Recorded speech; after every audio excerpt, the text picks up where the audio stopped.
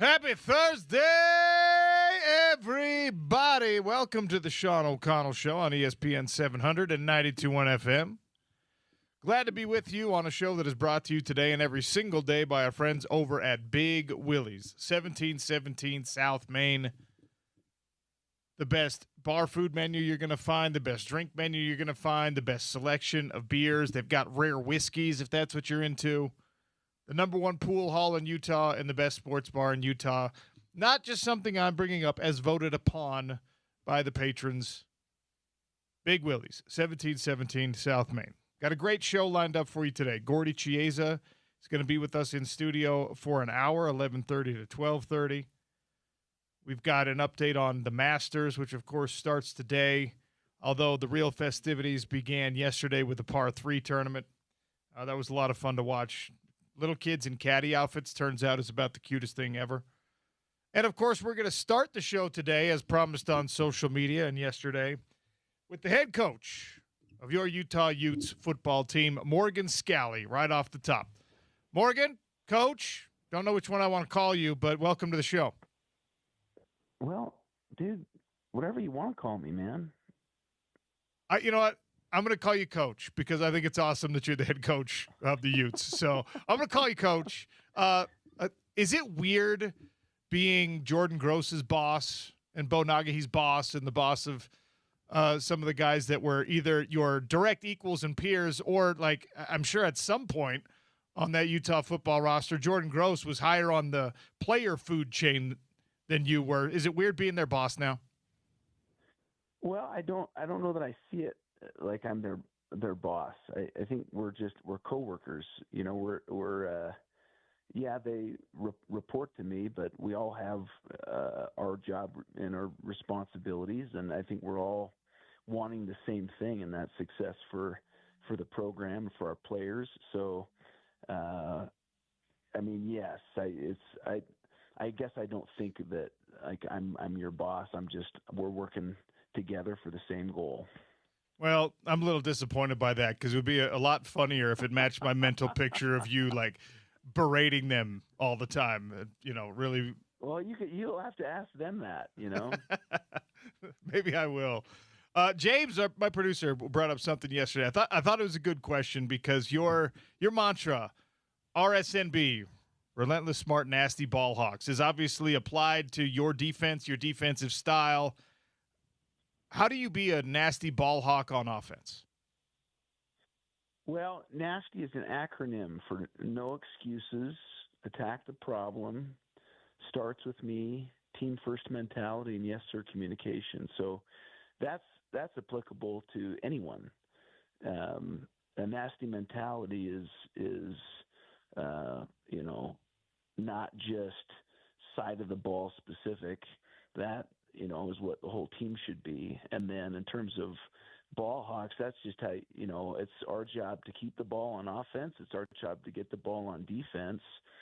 The ball's the issue, and that's applicable to both sides as well. I in fact talked to our staff about it. I was like, we have the ball hawks, and do we make it different for the offense? And, is it ball hogs? What is it? And every single offensive staff member said, no, we keep it the same. That's who we are. And that was pretty cool. So I was like, all right, let's go. That's awesome. I'm sure it's great to get buy-in on an idea like that from your staff. Do you feel like the players have been enthusiastic with their buy-in as well? Oh, yeah, and you're seeing it. I mean, them living the culture more and more every single practice. And they want to do it because they see the beauty of it. They see the results and us improving as a team and the behaviors actually making us a better football team. So the buy-in's there, simply because the experience is awesome right now. So when it's hard, and really where culture is exposed for good or bad, is not when things are going great. It's when things are difficult, and it's hard to behave the way that we're asking them to behave. So, we've yet to face a ton of adversity, but that's going to come.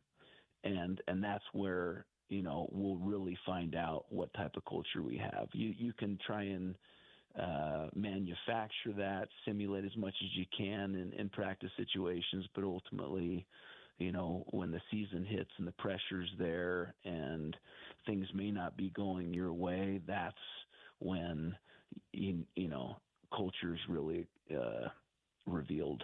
Well, I was going to ask you how you try to coach up that sort of mental fortitude aspect. And I know a lot of that is done in the weight room, or historically has been done in the weight room, but the science these days sometimes points to like, maybe don't grind everyone down too much as you're going through, a bunch of practices and whatnot. So as you're in this first spring period, coming off of your first winter conditioning period and heading into your first summer speed school and all that kind of stuff, like, what is the Morgan Scalley philosophy on making sure that these guys face adversity before you do get to a season? Well, I think it's helping them understand the why in everything that you're doing. Nothing frustrated me more as a player than doing things, drills, exercises, whatever it is, that didn't translate on the field or wasn't making me a better football player. And I understand that there's things that you can be doing in the weight room or during the off season that are trying to, strengthen your mind and get you mentally tough. But I'm a firm believer that if you want to make good football players, you help them become elite in the behaviors that make good football players. If you want to be a physical football player, guess what? You're going to have to tackle. How do you tackle? What's the best way to tackle? What's the best way to take on a block? And don't shy away from it in your practice. I think this is one of the highest ratios from crossover team reps to live tackling that we've done over the past 6 or 7 years. And it's because if you do it and you do it in a controlled environment, and you're making sure that you divvy out those reps, you can do it and still stay healthy. It's a lot of the injuries come from a thud tempo where you're learning bad technique. You're doing things that you wouldn't do when you're live tackling. That's when the injuries occur. So it's been really neat for these guys to be able to practice physical and, show us who can tackle, who's going to take the proper angles, versus you get to the season. It's like, okay, well, I hope we're there. That doesn't happen. It seems to me, in my experience, that you've got certain tone setters on a roster, on a team, right? And I know you voted on your leadership council and will eventually have captains and things like that. And oftentimes it is those guys that are your tone setters. But I think, there's like the energy tone setter types, the guys that are loud and maybe getting people pumped up, the guys that hold their teammates accountable. There's also the physicality tone setters that maybe aren't always as verbal. I'm thinking like the Chris Kimoyatu types who never had to say a word, but you knew that when the lights were on and even when it was a hard period in practice, that guy was going to be a problem if you didn't come full speed. Have you identified who your physicality tone setters are, who are like really carrying that torch for you on this team yet? That's still coming. I mean, we've got a bunch of physical football players, but it doesn't matter how loud you are. You want energy, but it can't be fake. I can be loud and I can get people juiced and pumped up, and then you get the crap kicked out of you on the line of scrimmage, and it doesn't matter. Where we have to be, and I've always said this: your offensive line, your defensive line, they bring the weather. And how they go, we go. Because if you're just getting dominated at the line of scrimmage on either side of the ball, it's going to be a rough day, tough sledding. So it's getting the O-line and the D-line in that mindset of you guys set the tone in terms of that nasty mentality. And I feel like we're making a ton of progress in that area. I love what Jordan Gross and Alex Gerke have been doing with the offensive line, Inoke and Luther with the defensive line. It's getting very, very competitive. It's getting chippy. you have to be able to be competitive and not combative, but you're always trying to push that envelope a little bit because you can't have soft. It will be exposed. And the highest levels of competition that's where it gets exposed the most. You may be able to get away with it when you're facing less competition, but the better teams you go against, that physicality is going to be exposed for good or bad. A lot of conversation surrounding the offensive line for obvious reasons. You lose 5 starters, you got to replace them. High-level guys that are hopefully going to have their names called even in the first round of this upcoming NFL draft. And I've had the opportunity to talk to some of your offensive linemen to try to pick the brain of your assistant coaches, and we talked with Jordan Gross not long after you hired him about how you make up a gap in such an important position group. The interesting dynamic for me is that you have a lot of guys who have played a lot of reps, and I know it's different when you're a starter.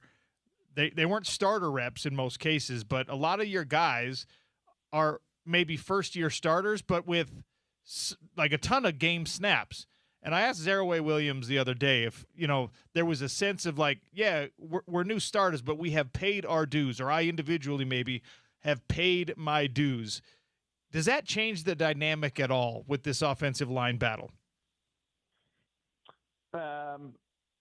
You definitely want guys with experience that have played on game day under the lights, but we're focused a whole lot more on becoming who we need to become in the trenches.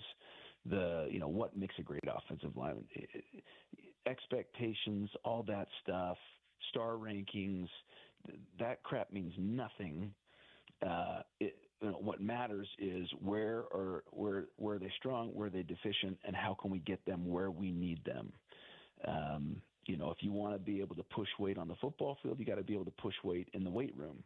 And so how do they attack the weight room? And we saw awesome gains this offseason in the weight room from those guys. And they're putting on the right type of weight. Their lean muscle mass is and their body makeup is much better than it was heading into the off season. So Jordan and Alex, our strength staff, our nutrition staff, it takes the entire program to build up a player, and that's what we've done, and we're seeing progress every single practice. But everyone knows they're competing all the way up. The only depth chart that matters is once we get to week 1, preparing for Idaho. So that's the only thing that we're telling those guys is you just keep competing, keep getting that feedback as to where you can improve, where you need to get better. And, with our culture, be tenaciously persistent in pursuit of elite. Your behavior will tell me everything I need to know about what your goals are, about what matters to you, because you talking really doesn't do much. Morgan Scalley is our guest here, head coach of Utah football on the Sean O'Connell Show. You mentioned something similar in Tuesday's media availability, like, hey, we'll worry about the depth chart when we get to week 1. And I had an immense appreciation for that sentiment because it feels like that's where the players are at too. Like it doesn't seem like guys know, you in the media are not going to get a depth chart, but I know my place. I know exactly how many reps I'm going to get. I know what's been promised to me. I know that I'm the starter. And I know that position battles are sometimes overplayed, but it would appear that you have created an atmosphere up there where everyone does feel like they're competing for their job right now, even guys with returning starter type experience. Is that deliberate? I don't know.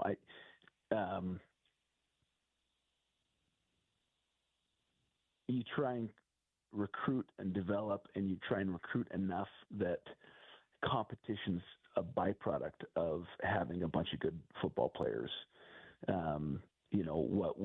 Our focus is on the feedback. Coaches are to give players clarity, accountability and support. Be very clear about what you're asking your players to do. Don't yell at them for something that you haven't really taught or coached them to do, because you get a lot of that sometimes, people trying to save face.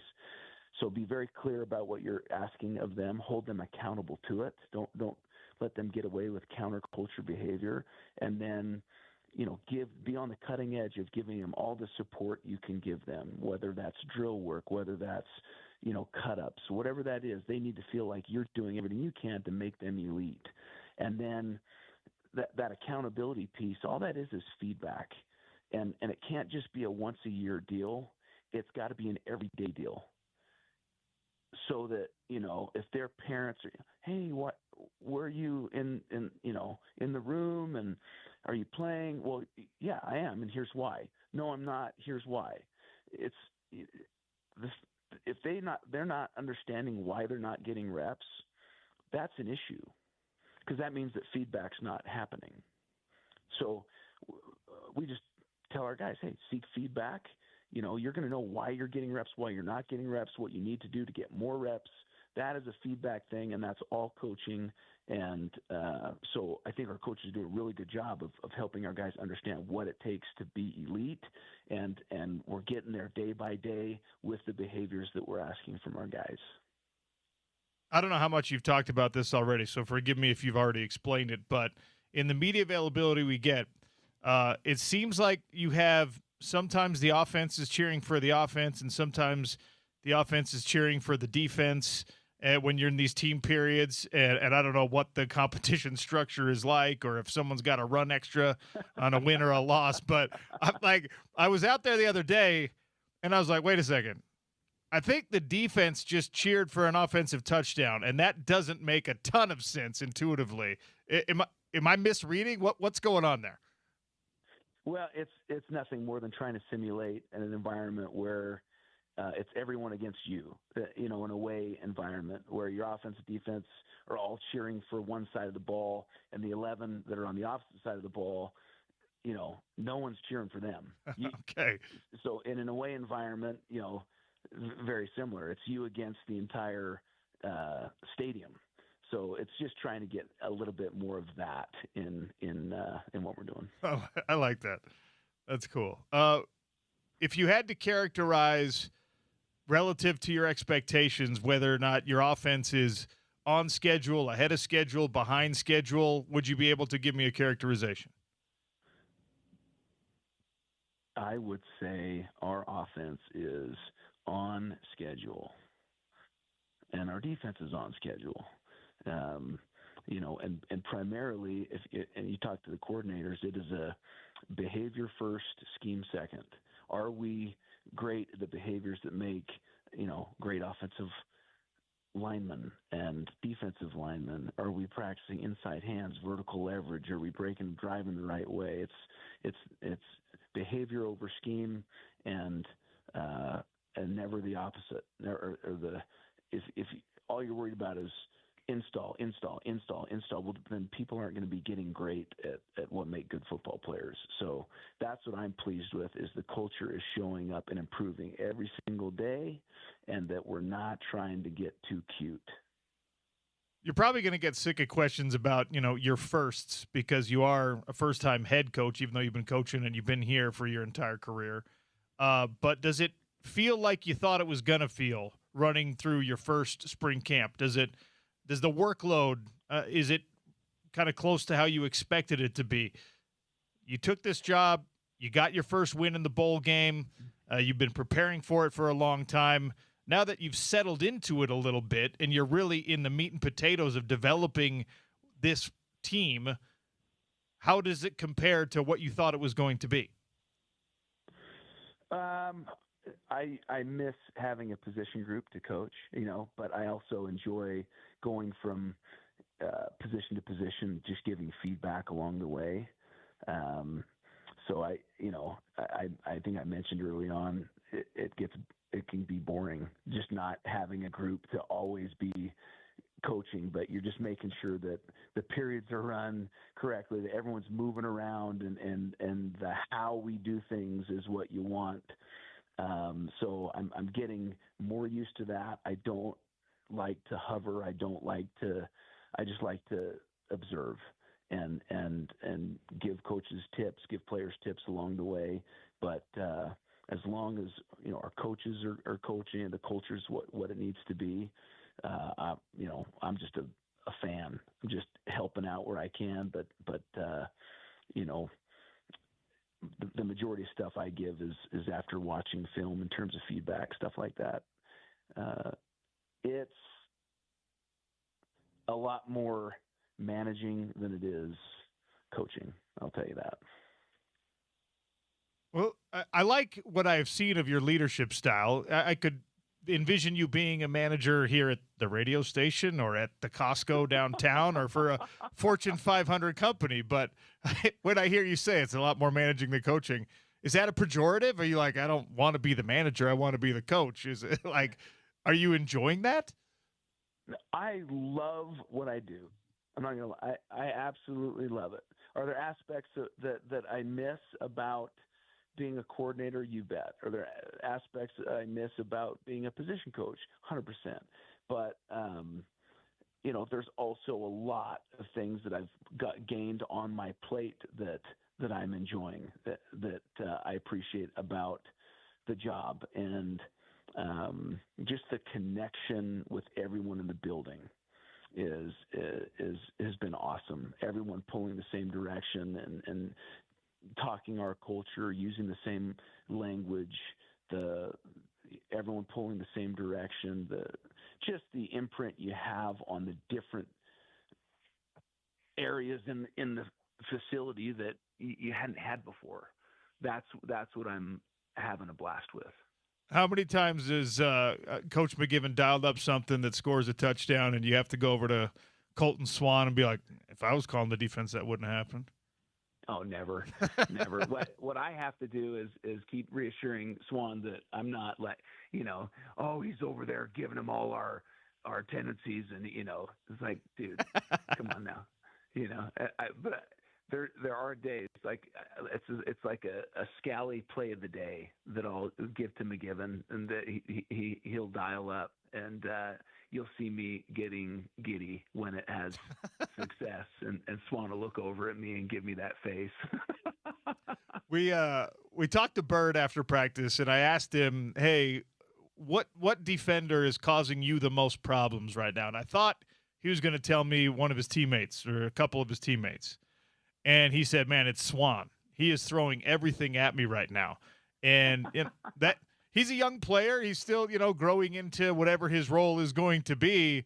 But at least in his perspective, it's like the governor chip is off. The defense, you're not doing him any favors when it comes to making sure he's got easy looks. Is that how it's playing out?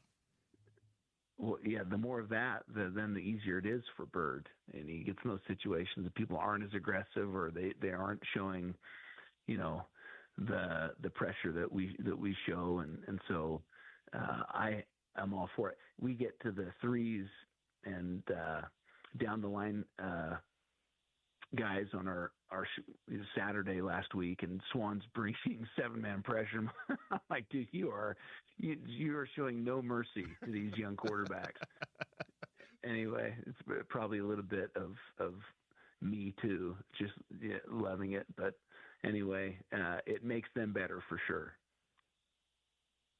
So you've got this 2-quarterback situation, 2 great quarterbacks on the roster. And I know you've been asked about it a lot. And I know just the other day you were asked, like, how did you make that happen? It's like a faith restoring thing in the state of college football, in the mindset of young athletes these days, to have somebody like Devin Dampier come back, and also to have somebody like Bird Ficklin come back, especially when there is coaching turnover and there is a change, potentially, at least an adjustment in the culture and things like that. And I think it's a testament to you.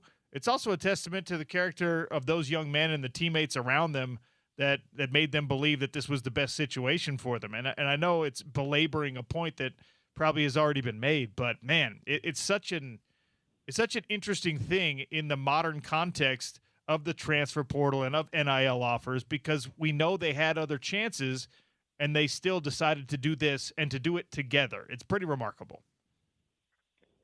It is, and I'll be the first to tell you, it was making sure that we did everything we could to help them understand how valuable they were to us.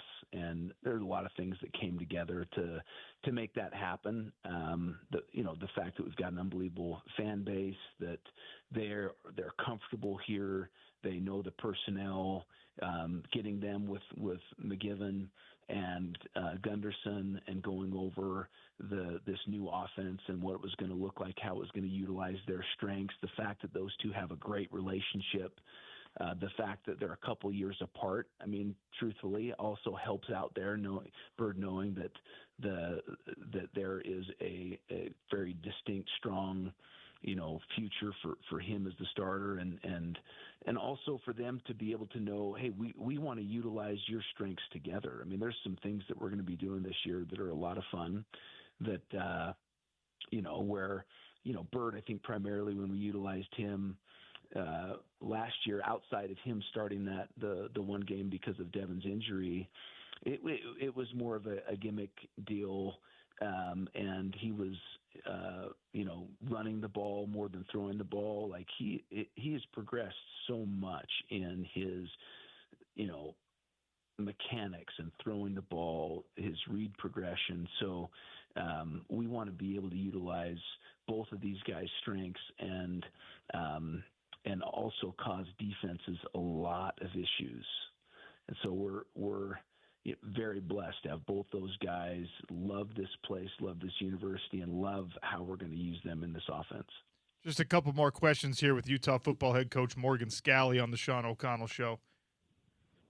Are there any out-of-nowhere guys that we're going to have to learn their names? It's been encouraging to hear you say, oh, man, Bray, the progress. But we've seen him. We know what he's capable of at his best. Creed Whittemore is doing really great things. Are there any, true newcomers that we have not seen yet that we're going to be like, wow, based on the progress you've seen in the spring? I love Ricky Johnson, the wide receiver transfer from Mississippi State. Love what he brings to the table.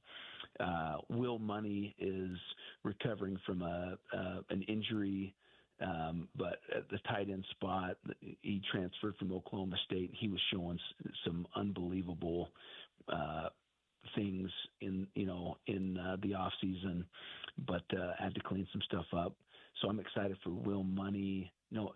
Benny at the tight end spot as well. I mean, both those guys are huge adds. On the defensive side of the ball, I love Elijah Reed, what he's bringing to the table.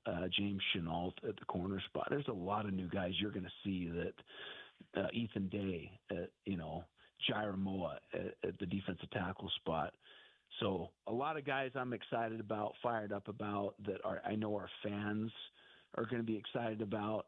It seems like from year to year you lose guys, and it's like, man, how are we going to and I continued to talk about last year. It's like people didn't know too much about John Henry Daly. People didn't know too much about Jonah Aya and some of these guys that did a lot of good things for us on the defensive side of the ball. And that's going to continue to show up. Maybe not as much in the transfer portal. Obviously, this year was an exception because you had staff go, you had players, go with them and stuff like that. But that's our job, is to recruit and develop and to get these guys ready to plug and play.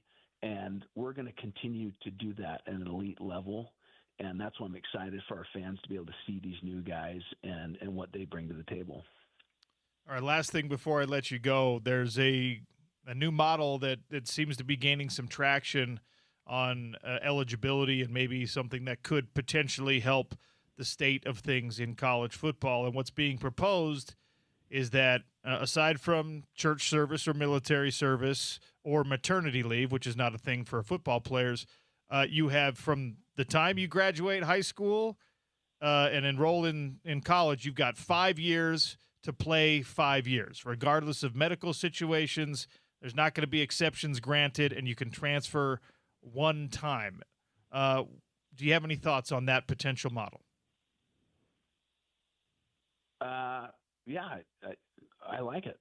You know, the statistics will tell you. I mean, in terms of the transferring statistics in the draft, right? You go look at your early round draft picks and how many times they transferred. And I think we did this study. It's like on the offensive line, it's like 80% of your draft picks, rounds 1 through 3, either stayed at one place the entire time or transferred one time. And then it's like you have to determine the amount you're losing on average by transferring, more than one time. And the drop off is interestingly significant enough where it's like, man, I really better think about, the amount of transfers that are occurring in my career and what that's doing to my projection. And because you have to learn new schemes and new terminology, and it's new coaching, and you're having to, you may end up stunting your development in the process of transferring for more immediate, instant money, but ultimately losing money long term.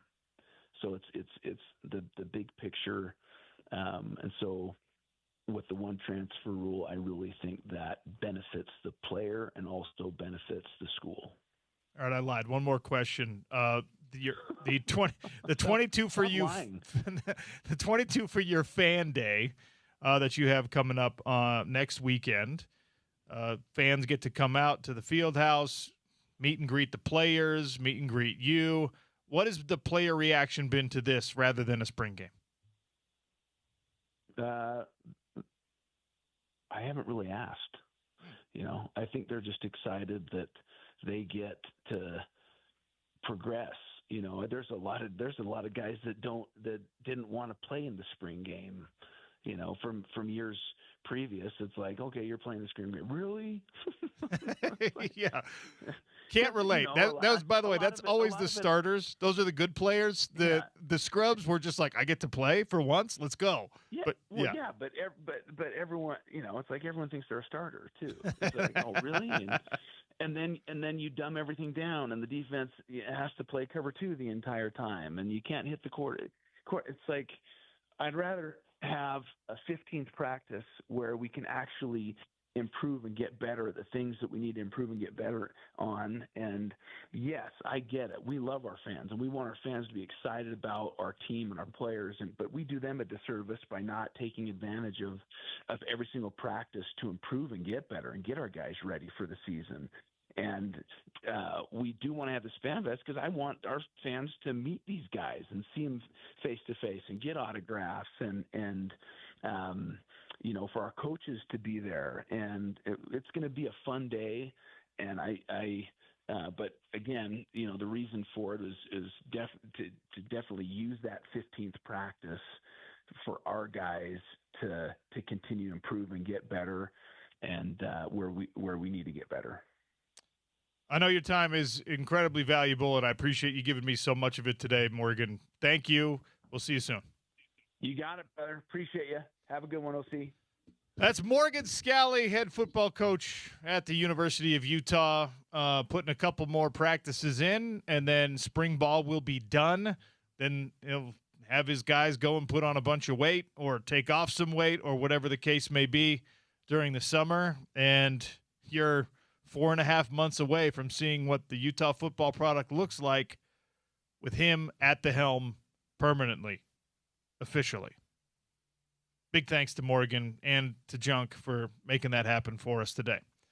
All right, Gordy Chiesa is here in studio with us. He's been waiting patiently, and I've been waiting somewhat patiently to pick his brain about everything in the association. We'll get there next on the Sean O'Connell Show, brought to you by Big Willie's, ESPN 700, 92.1 FM.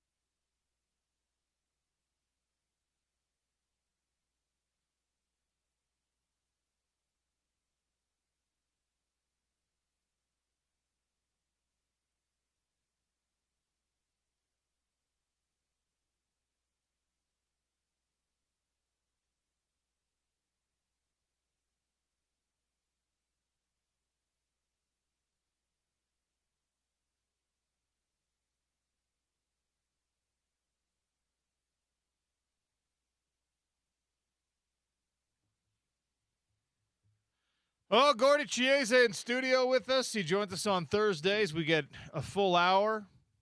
He's brought to you by Aladdin Industries, your Utah Velux dealer, and by Tawana Vista Golf Course in Wendover. Book your tee times today at golftawanavista.com. That's TOANA Vista.com. Gordy, welcome. How are you, sir? Sean, I'm doing well. Thank you. Lakers, Warriors tonight, right here on ESPN 792.1 FM. How interesting are the Lakers for you right now with LeBron in his 40s having to carry much more of this load? Very interesting. And also with Steph Curry trying to get some more rhythm with his teammates. And so the Lakers' point of view is that they're the fourth seed tied with the Rockets at 50-29. And they have to win this game because they rather play the Rockets. They rather play the Rockets in the first round with the home court advantage, and so the Nuggets are right ahead of them, 52-28. So 3 plays 6 in the playoffs, 4 plays 5. So tonight's game against the Warriors, it does matter. For the Warriors' point of view, they're locked into the 10th seed. Their rallying cry right now is to try to get some team rhythm, and the question is always philosophically, as a 10th seed, they got to play 2 road games to get into the playoffs. It's going to be probably definitely against the Blazers, which they could win. And then can they beat the Sean? They can. So don't count the Warriors out, even though they're the 10th seed right now. So it's fascinating. The teams that are trying to win, it does matter. And so just quickly, here would be the first round in the West. Here would be who they would play. The Thunder, as the first seed, would play the winner of the Suns versus Clippers. The second seed, the Spurs, would play. The Suns and the Spurs would play the winner of the Suns and the Clippers, and the Thunder would play the winner of the Blazers and the Warriors. All right, so the third seed would be the Nuggets versus the T-Wolves. I mentioned also 4 versus 5, Lakers versus Raptors. So it's going to be a really interesting Western Conference. And from Jazz point of view, they're the 14th. They're tied with the Kings right now. They're trying to probably lose the last 2 games, Sean, to get a better odds to get the first pick. In Jazz basketball, if you finish 4th, you have a 12.5% odds to get the first pick. If you finish 5th, you have a 10.5% odds. So the odds do actually switch slightly a little bit. You get a little bit better odds. More importantly, if you're in that 3 or that fourth worst team spot, you can't even there's no percentage that you can lose your pick to Oklahoma City. That's correct. Yeah, exactly. So the Jazz are picking in the lottery. The question is, the lottery gods what number? And that'll be determined on, ironically, Mother's Day, which is May 10th. That's when draft lottery selection order is announced. So it's on a Sunday night, and all the Jazz fans, they're absolutely going to be anxious to see where it plays out because there's such an interest in A.J. DeBoncer. So the question is, where does he go? Does he go to the Jazz? Does he go Does he go to Sacramento Kings? Does he go to the Wizards, the Pacers, the Nets, or some outlier like last year when the Dallas Mavericks had the 10th pick, got the first pick, Cooper Flagg? So that's a month away, and we talked about this the other day. There's not a lot of definitive consensus on where anyone would go outside of those top 1 or 2 picks. If you're in the Utah Jazz world right now, right, and they're going to be drafting in the lottery, this is a deep draft, even if you're not talking about A.J. DeBonca, Darren Peterson, Cam Boozer. This is a draft where you've got some – I mean, if you end up getting Braden Burries from Arizona, there's some really nice things about him. I know that's a developmental prospect, but a month ahead of when this draft lottery happens, and the optimism is there that it'll work out well for the Utah Jazz. But even if it doesn't, and you end up picking 6th or 7th, can you get someone at 6 or 7 that improves this particular Jazz roster in a meaningful way where when you turn the corner and you start actually competing next year, yeah, that number 6 or 7 pick is going to be part of that? Or is it only if you're in the top 3 that whoever you get is going to be part of it next year? No, definitely no. There was 6, 7, 8, 5, and whatever order Jazz pick, that guy will help the Jazz. And he'll be a younger guy. Usually he'll be 19 years old, like Ace Bailey type, but they have talent. And that player would be in the lineup probably off the bench to start the season because the Jazz have good players. When the Jazz are healthy, they play relatively well, especially offensively. So they're going to get a good player in the draft. We left out one guy purposely. He's very good. He broke his wrist. He hasn't played for Carolina, and that's part of the reason why that Carolina struggled at the end. They replaced the coach, and now with Michael Malone, it's Caleb Wilson. It's Sean. It's his running four-man. I did see him play live this year against BYU, and he's very good. And so myself personally, if the Jazz don't get the bouncer or Darren Peterson or Cameron Boozer, if they took Caleb Wilson, I would be ecstatic because this guy is a 6'9" kangaroo jumper that can really play, and he has a wonderful all-around game, and his upside is tremendous, very similar to Ace Bailey. You know, again, for the listeners right now, Ace Bailey turns 20 in August, so he's so young. I mean, so when you see that what he's done on the court, Ace, these guys in the draft right now, they're coming up. They'll be very similar, if not more, than Ace Bailey. And if you ask any Jazz fan, are you happy with Ace Bailey at number 5? They would say absolutely unequivocally yes. Yes, very Absolutely, much. Yeah. And that you go back to when it actually happened, and it was just devastation, right? Oh, my gosh, you're not going to get Cooper Flagg. This is terrible. What a bust. What a waste of a tanking year. And now none of us feel that way because Ace Bailey is clearly going to be an important player for this franchise in the foreseeable future. Correct, very much. And he's got a winning game, though young. And young means what? He lacks the overall strength as far as upper body and core, but he'll develop that. But he has a winning game. He plays to win. He'll get his three-point shot much more accurate. He's got some bounce to his game, and he can create his own shot. And he's a good floor runner. And defensively, like all guys, they've got to improve. And how do you improve defensively? By dramatically upgrading your personal technique. In the NBA, just like in the NFL, Sean, defensively, technique is everything. You've got to have technique. And even in elite players, there's slippage in their technique. And that's why it's so important that I always say, when in doubt, return to fundamentals. You know, Sean, in any sport, just bending your knees in any sport, including, I'm sure, in your career as a fighter, it helps you get leverage and maintain or establish balance. You're 100% right, and I can't tell you how many times we've watched something like the NFL scouting combine draft process, and what do they say? Especially with like pass rushers, especially with offensive linemen, the big body guys. Oh, he's got great knee bend. And you're just like, of course, what do you mean great knee bend? Everyone bends their knees, but it's not true. Not everyone does. Not every athlete plays at the level they're supposed to with that knee bend. So it's hearing you say that in the basketball context, that's what it stirs for me. All those draft analysts, oh, man, great knee bend on this guy. He's 6'6", he's 380 pounds, but look how much knee bend he's got. Well said. And the reason why, because you can change direction by doing that, and in football, get off the ball, and basketball, rotate to the ball in those quick bursts. These are all things that sound so simple. All right, so let's put it in context. In about 3 weeks from now, during the NBA playoffs, when someone makes a corner three, remember this, all the listeners on ESPN Radio 700.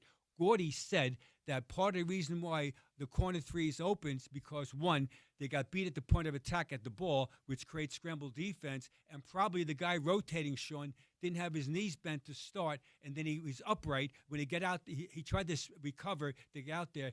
Second too late. Nice knowing you. 3-point shot. All right, I'm going to try to stay on clock because we have Gordy for the next 45 minutes or so. So we'll take a quick one here. When we come back, the Oklahoma City Thunder are once again the number 1 seed in the West. They join elite company by winning their conference top seed back-to-back-to-back years. What does it mean in the grander context? We'll pick Gordy's brain about that. It's the Sean O'Connell Show on ESPN 700 and 92.1 FM.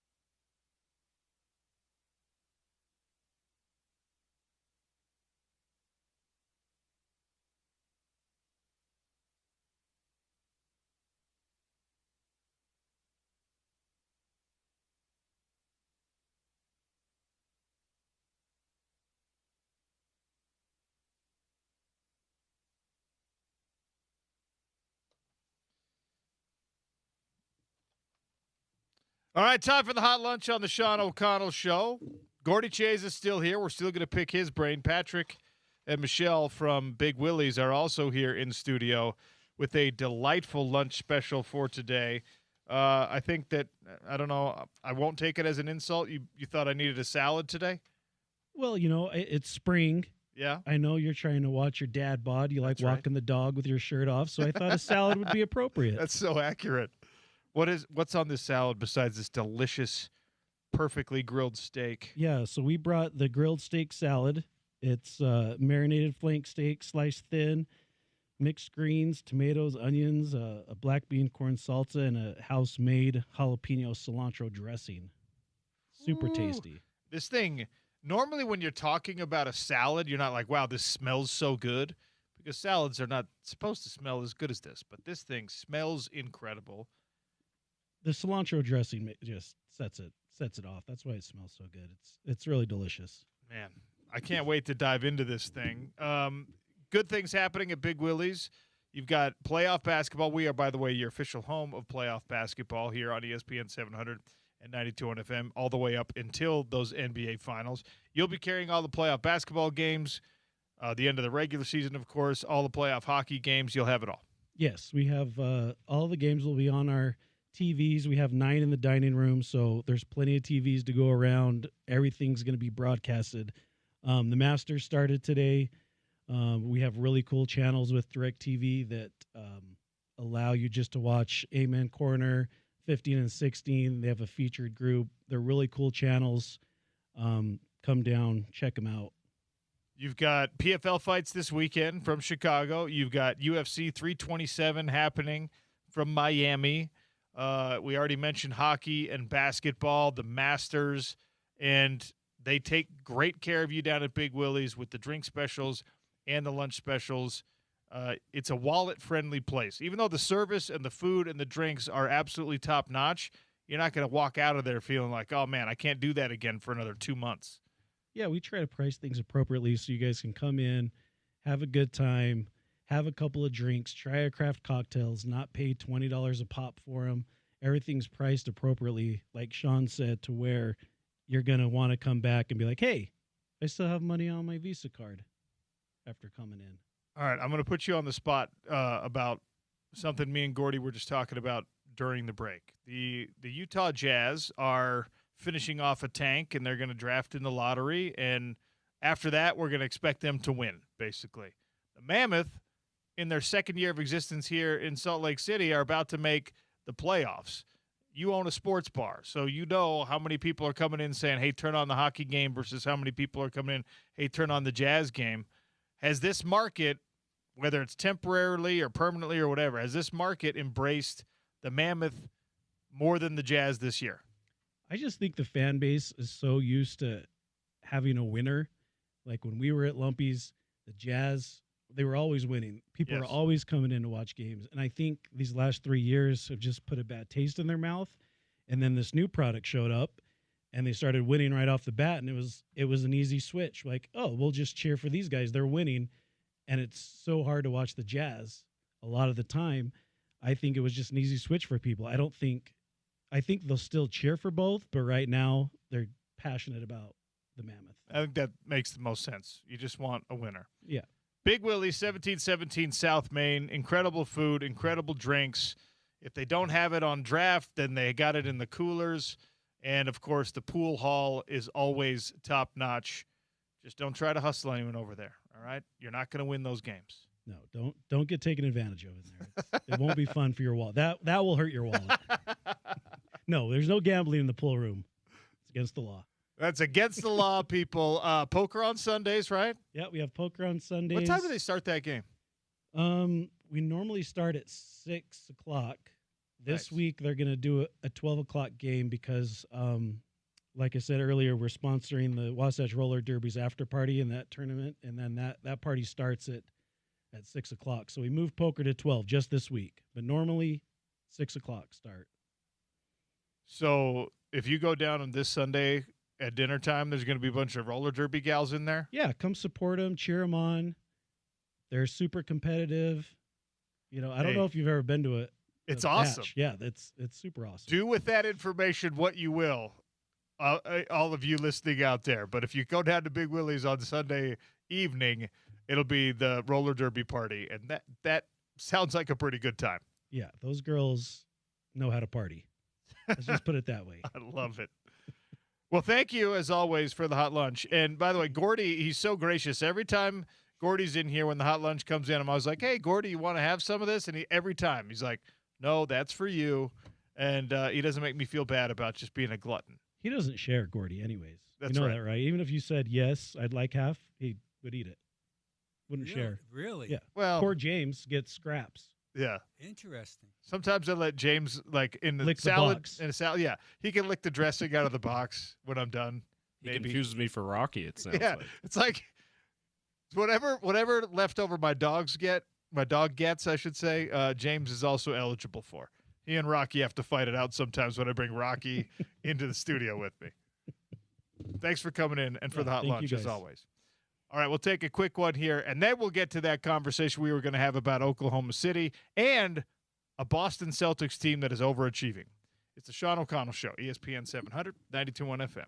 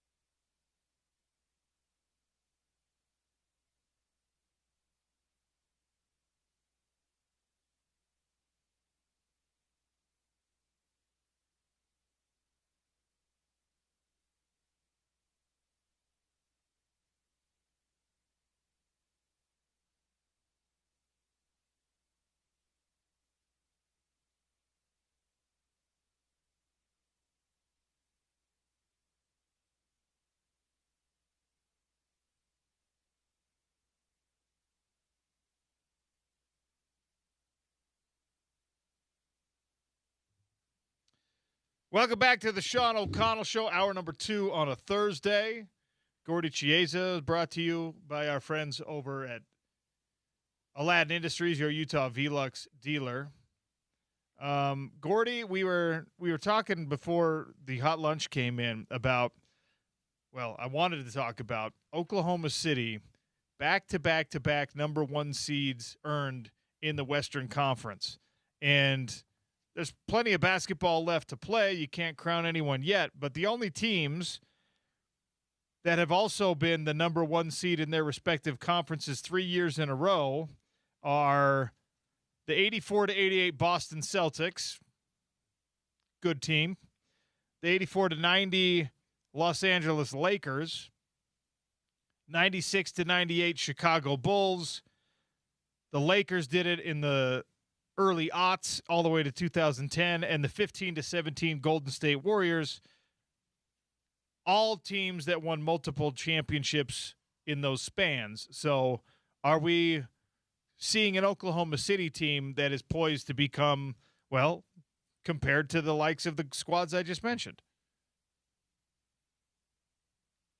No. Okay. No, I think this year is that as great as they are, it's hard to repeat in this modern era.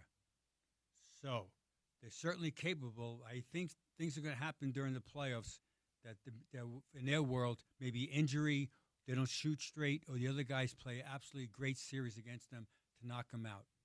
And I'm leaning towards an upset with the Nuggets beating them. Okay. I'm leaning Nuggets towards it. potentially knocking off OKC. Yeah. Again, 7 straight years now, been different NBA Been a champions. new champ, yeah. And also after that, 7 straight years, Sean, the defending champion didn't get past the second round. So that's what metrics tell us right now in this era. So we'll see. Now, if you're the Thunder, you don't believe that, though. We're going to do it. I get it. And also the upstart Spurs are playing great, and so are the Celts, and so are the Pistons. All those teams. And in the West, I like the Nuggets only because how they're structured, the way they play. They play playoff basketball in the regular season, meaning they're more of a half-court team. And in playoff basketball, that's what it is. Every possession matters, and that's why that the Nuggets, who were dramatically hurt, I think they have a chance to get an upset. Let's talk about the East for a brief second here. You wanted to say something about the Boston Celtics, who are the 3.5 games back. They're clinched, obviously. They got a nice playoff spot right behind Detroit, but I don't think a lot of us foresaw this happening for Boston, at least not at this level.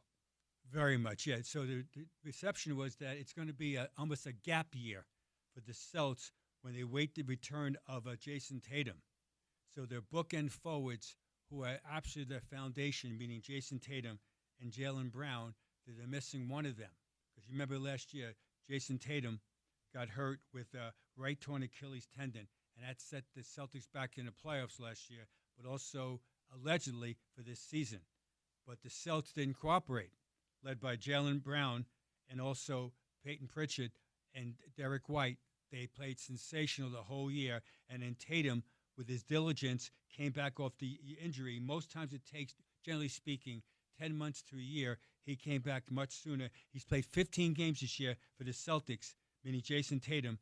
He's averaging 21.8 points per game, 9.8 rebounds, 5.1 assists in 32 minutes. And that's been uplifting for them.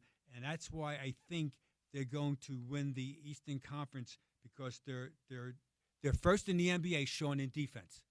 So the Celtics are number 1 in defense in the NBA, and number 2 in the NBA in defense is the OKC Thunder. Let's put it in Jazz basketball. The Jazz, unfortunately, are the worst team in the NBA defensively, ranked number 30. So if you want to do well in the playoffs, you've got to play defense in the regular season. Last point about the Celtics is that Nevis Cato from Utah State, the 39th pick of the draft back in 2021, he's done a good job for the Celtics. He's averaging 10.3 points per game and 8.3 rebounds. And now Nick Vucevic joining the team, he's roles slightly lesser, But if Vucevic can't go because of injuries and foul trouble, Cato's done a good job for the Celtics. So if you're a local Utah State Aggie fan, you have somebody you're going to watch in the playoffs. Cade Cunningham back for Detroit. Came back with a double-double, not quite a triple-double, but a double-double. We talked about him not so much as of late, but earlier in the season as a guy who, might at least be in a MVP conversation. The injury, I think, kind of took him out of that. But for his own team's sake, Cade Cunningham's presence with the Detroit Pistons, what does it mean for them, especially this time of year? Huge, because he has a winning game. He's a 6'6" point guard that's pass happy, and that he scores out of the offense with the rhythm of the flow of it. And he gets another dimension that he's almost like an old school back down post up player as a point guard. So when teams try to double team him in the mid post because he's so strong, is that one of the best passers in the NBA is now throwing assist dimes, not a driving kick, but off the post up situation. So he gives them a huge benefit as far as doing that. And the Pistons this year, they won the Central Division. It's the first time in 18 years, Sean, they're division champions since 2008. And so they have it going right now. And let's not forget about the Pistons. The 23-24 season, they won 14 games, Sean. They were 14-68. And now 2 years later, with a different roster and much healthy, they have 58 wins. So it's remarkable what they've done, the Pistons, as far as being that bad to suddenly being that good. That's coaching. That's player development. That's the management drafting the right guys, and just generally speaking, that everyone's working in harmony to try to get this thing done called NBA champions. Swinging things back, the focus back to the Utah Jazz here, finishing out a season where you're not making the playoffs, you're tanking for a lottery pick. It's working out, it seems, towards the end here in a way that is at least favorable for the franchise. But in the final few practices, shoot-arounds, games, after a season like this, what are Will Hardy and his staff emphasizing with this young group? Of trying to play the right way. And the young group really is Cody Williams. Cody Williams is the benefactor, truly, and Bryce Sensabaugh, both those guys where the main scoring options aren't playing for the last, we'll say, give or take, the last 25 games. So now Cody Williams has taken over one of those roles, and he's done a good job as far as being consistent and delivering. So in the big picture, in April right now, he's averaging 15.8 points per game, 5.3 rebounds, and more importantly, 5.8 assists. So which means that Cody Williams, when he has the ball, he makes quick decisions and makes a play. What's the play? I don't know. It could be a pull-up jumper. It could be a rainbow corner three. It could be a back down, kick it out to someone for an assist, run the floor, and score in transition. So he's done that. And we know Sensabaugh, that guy off the bench, he's a modern version of former Jazz player Jordan Clarkson. He's instant offense. He's got a tremendous range jump shot, and you get the feeling that when he has the ball on perimeter, when his feet are set, he can knock down that shot. So the last two games and the last few practices, and Sean's alluding to, the Jazz play tomorrow night at the Delta Center, 7:30 start against the Memphis Grizzlies, and they finish the season on Sunday in L.A. versus the Lakers. And if you're the Lakers, you have to win that game. So it's going to be an intense game from the Lakers' point of view. From the Jazz point of view, they're going to try to play hard and not cooperate, but it's going to be interesting. I mentioned before about the Jazz, but also about the Grizzlies, meaning tomorrow night. Just a reference point that there's definitely a flavor of Utah Jazz basketball on the Grizzlies, meaning remember back in the trading deadline, Jaren Jackson was traded to the Utah Jazz and John Konchak, which worked out well for the Jazz, for Walter Clayton, Taylor Hendricks, Kyle Anderson, who's now on the T-Wolves right now. And so Walter Clayton, just a quick reminder for the Jazz fans, because he was the pick last year for the Jazz at number 21.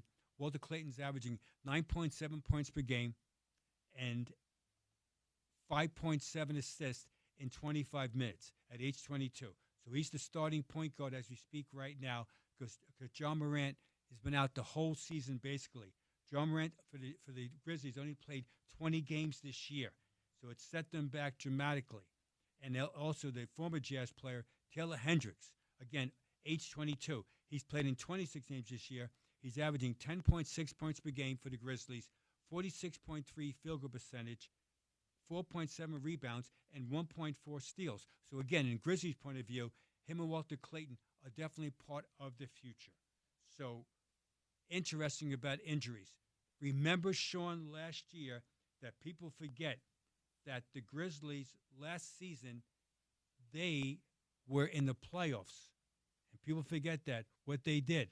So they went from being in the playoffs to now being, right now, only having 25 wins. Last season, they lost to the Thunder in the first round. They won 48 games and finished 34 as the 8th seed. So they're a playoff team. Injuries.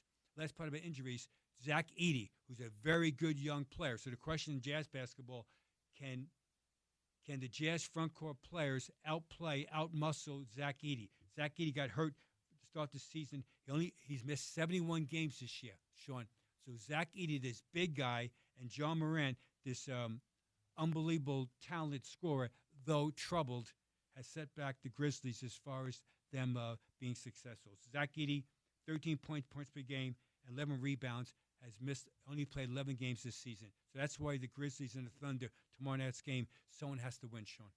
When you talk about a team that goes from playoff squad to non-competitive, non-interesting, we know for the fan base that can get obnoxious.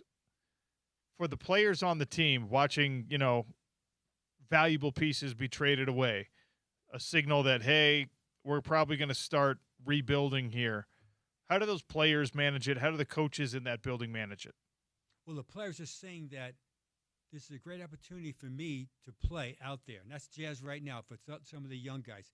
I mentioned before about Cody Williams and those guys. Now, with that said, though, you've got to be able to have a winning game. So the coach is evaluating, even though you might have more chances offensively, what are you doing defensively? And what are some of the nuances that we talked about in practice for the last 6 months? Are you doing it in a game? Also, you're trying to play well that other teams are looking at you and that they might sign you as far as a free agent or trade for you, or that if you're being waived by your present team, that you get a fighting chance to make a roster next October. So in the NBA, I call it, every day there's moving parts. Someone's moving someplace, whether it's playing time, whether it's not playing, whether it's being traded, whether it's unfortunately an injury, or whether coming back from injury. It's always, NBA's always in motion every single day. And the biggest thing right now for these teams, for the teams in the play-in tournament, is that can they advance to make the playoffs, meaning what? Can the 7th, 8th, or 9th seed win games to get to the playoffs and get an upset? And can the first and second seed, can they hold up everybody, and they eventually play for the NBA Finals, which we know is absolutely exciting. Gordy Chase is our guest here for a few more minutes on the Sean O'Connell Show. Wemby watch. Victor Wembanyama needs 20 more minutes this season. Needs to play 20 minutes in a game, one of the final 2 games, and it's Dallas on Friday and then Denver on Sunday. Both of those are home games for the Spurs. We already talked about on Tuesday, they're going to let him play in one of these things. Which one, Gordy? If you're picking one of those games to let Victor Wembanyama play like a half, which game are you going to put him in? Dallas. Okay. Yeah, Dallas, absolutely Dallas. Yeah, play him against Dallas versus playing against Valanciunas as the backup center for Denver and Nikola Jokic. I got so mad the other night when we were at that Jazz game and Valanciunas came in and he just starts bullying people around. And look, I understand that's his presence in the NBA and good for him figuring out his role and finding a way to stay on rosters and stuff. The reason it made me upset was because the Utah Jazz, and they were playing a pretty small lineup that night as they're tanking their lives away, but the Utah Jazz have no physical response. There's no enforcer to answer for that, to say, no, we're not going to get pushed around by this big bearded freak. and they just kind of took it. And that's hard for somebody like me to watch, especially when there's, you're not trying to win the game. At least lose with some dignity, not letting this Eastern European guy pummel you. Agreed. Absolutely. So they basically, in that game, they got punked by backup center Valanciunas. Now, in fairness to Kyle Filipowski, he battled, but he's not physically able to do it. Now, next year in Jazz basketball, that'll be Jaren Jackson. And next year in Jazz basketball, it should be Walker Kessler. And the Jazz do resign the town bully, Sean, Yusuf Nurkic, the Bosnian beast. So that'll be interesting to see next year if Nurkic is on the Jazz roster playing against Valanciunas. And Sean's alluding to all these big guys from the Baltic countries, meaning Lithuania, meaning Bosnia, meaning Mother Russia, meaning Slovenia. These guys are all big bodies. They get hit all the time, perfectly normal. They start hitting people on the layup line, all right? And it's perfectly normal. Sure, you're laughing. It's perfectly normal. That's why that's their culture. I think it's great. And that's why you have to be physical. So the question is always this, Sean, how can I be physical in a sport, whether it's the NBA or the NFL, be physical without what? Getting fouls or errors called against me. That's why it's so important. I call it having control frenzy, that you're playing in a control state, yet you're playing what? Yet frenzy. And that's why technique and the thought process is absolutely critical. And in playoff basketball, the worst feeling you could ever have, Sean, in a playoff game, whether it's the NFL or whether it's the NBA, above sea level, after a loss on the road in a playoff game, above sea level, 35,000 feet, you say these awful words, Sean, as you watch the film. I wish we were more physical during the game. The game is over. It's the worst feeling in the world, Sean, in the NFL and the NBA, in a playoff game, that we're less physical, or, Sean, we committed so many physical and mental errors because we're over physical to the other extreme. Okay. I'd rather be on that end of the spectrum than on the one where you get bullied around, but your point is well made. You got to find the right level of physicality, which, by the way, is something that the Sacramento Kings are being looked at for. This is where my persecution for the Utah Jazz, the complex we all have developed, comes out. The Kings are leading 101-100 late in the fourth quarter. And intentional foul on Seth Curry to send him to the line and make it easy to lose the game. That is tanking of the highest order. You're not even letting the natural run of play determine things. You're deliberately fouling in order to let a team beat you. Doug Christie and the Sacramento Kings have said, no, that was a mistake, wasn't supposed to do that. The NBA's looking into this. If the Jazz are getting fined for resting people in a second half or in the fourth quarter, this has got to be fine-worthy as well. And by the way, I don't think that the NBA should have ever handed out these fines because you've encouraged tanking. Are the Kings going to get hit for this? Yes, they are. Yeah, I would say, I'm just guessing, $100,000 fine for doing that. And Sean said, remember, he said Seth Curry, not Steph. Yeah, exactly. That's his brother. Also, Seth Curry is an 86% foul shooter. So just like very similar to his brother, who's also he's the greatest shooter of all time. So he went to the line, he makes both, and it almost assured that the Sacramento Kings, and interesting, Sean, remember, the Kings and the Jazz are tied for the 14th seed in the West at 21-59. So with 2 games left. So they're both battling. Also, Sean, from a side note, I think that the Kings will probably move on from Doug Christie after the season. So probably be a coaching change in Sacramento, but they also have to change many of their roster right now. They're at the the first apron, staring right at it, and the roster is absolutely bizarre. One thing about the Jazz right now, though, is that the Jazz have money to spend if they choose to this off-season, meaning in free agency. Now with the Sacramento Kings, it's the worst scenario, is that you're already overpaid on so many of these guys right now. And remember, the Kings, in fairness to the Kings, Sean, we left out one guy's name purposely, and we all love his game, Domas Sabonis. Remember, he's out the whole year, basically. So without Sabonis, there's no steadiness in the lane and also in the locker room. And that's part of the reason why they're absolutely struggling, the Sacramento Kings. And you can make a discussion, Sean. The Sacramento Kings are the worst run franchise in the NBA. For example, they missed the playoffs now 18 out of the last 19 seasons. Oh. And now with this year, it will be 19 times in the last 20 seasons, Sean. So the Kings have only had one playoff appearance, including this season when it's over, in 20 years. And that was back in 2023 when Mike Brown was the coach of them. So 19 of the last 20 years, the Kings have not been in the playoffs, which meant, Sean, they drafted high in the lottery often. They got the wrong guy most times. It's hard to do. It's impossible. Sean, the equivalent of an NFL of the Sacramento Kings is the football New York Jets. Do you agree with that? The Browns, the Jets. Okay, Browns. Okay. Yeah. And the Jets. Yeah. The Jets always get it wrong. They always get it wrong. For the last, Sean, I don't exaggerate, 40 years. I don't want to, 40 years. A tortured Jet fan. Oh, I am. Yeah, I am. I admit it. I am. They always get it wrong. Even though, they switch coaches, management, whatever. They get it wrong.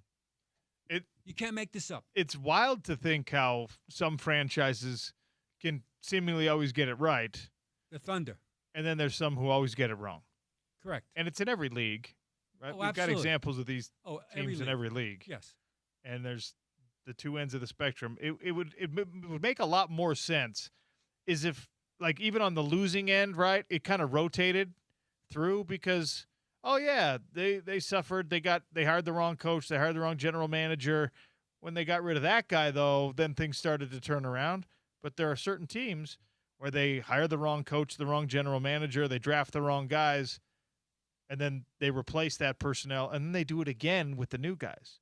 So they were wrong again, and then they were wrong again, and then they were wrong again. It's crazy. It's devastating to a franchise if you're picking the lottery, we'll say consecutive years, and you get both wrong.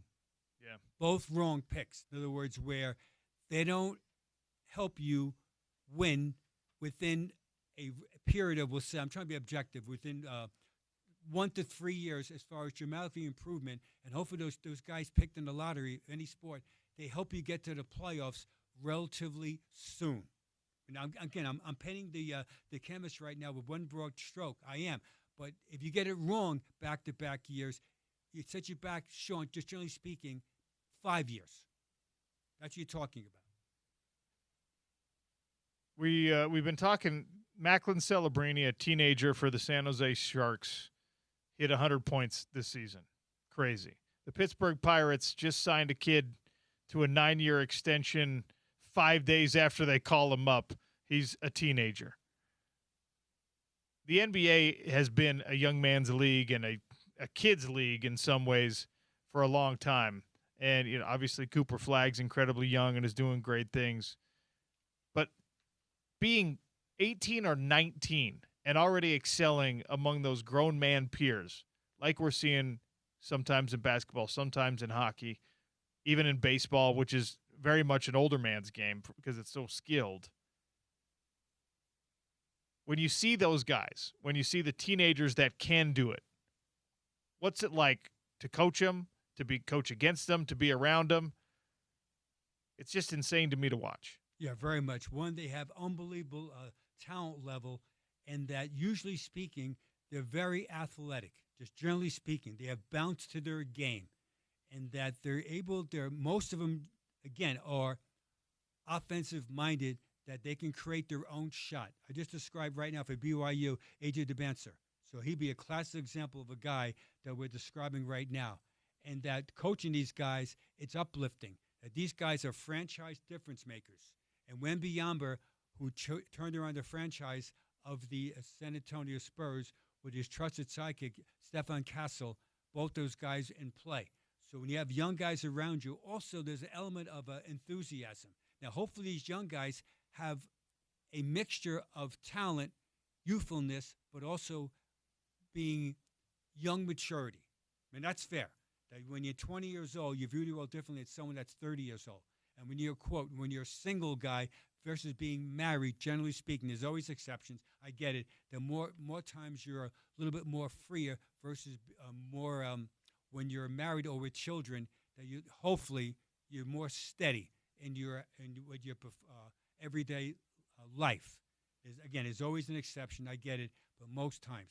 And so coaching these guys is very uplifting. However, Sean, in the NBA and NFL playoffs, it's a man's league. So the draft is what? A youthful part of it, but you get to playoff basketball, men prevail.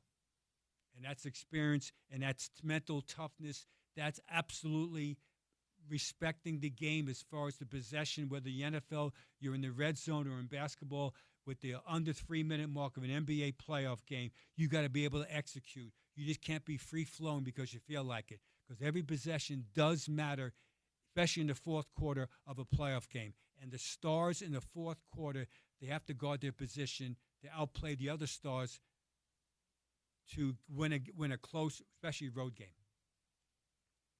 Gordy, what's your list today? Our list today is an element of Victor Wembanyama in this list eventually, but this is a dozen of the all-time, Sean, NBA leaders in career block shots. So the most ever top 12 leaders in block shots. And there's an element also of Utah Jazz basketball. The 12th player ever to block the most block shots are Marcus Camby at 2,331. Number 11 all-time, Alonzo Mourning, 2,356. Number 10, Robert Parrish, 2,361. Number 9, Wayne Tree Rollins, 2,542. Number 8, Shaquille O'Neal, 2,732. Number 7, Patrick Ewing, 2,894. Number 6, David Robinson, 2,954. Then his trusted teammate after that, the next generation, Tim Duncan, 3,020. So the Spurs had number 5 and 6 all-time block shots in a 20-year radius. And years later, we'll talk about this guy in a few seconds from now. Number 4 all-time block leader is Mark Eaton of the Utah Jazz.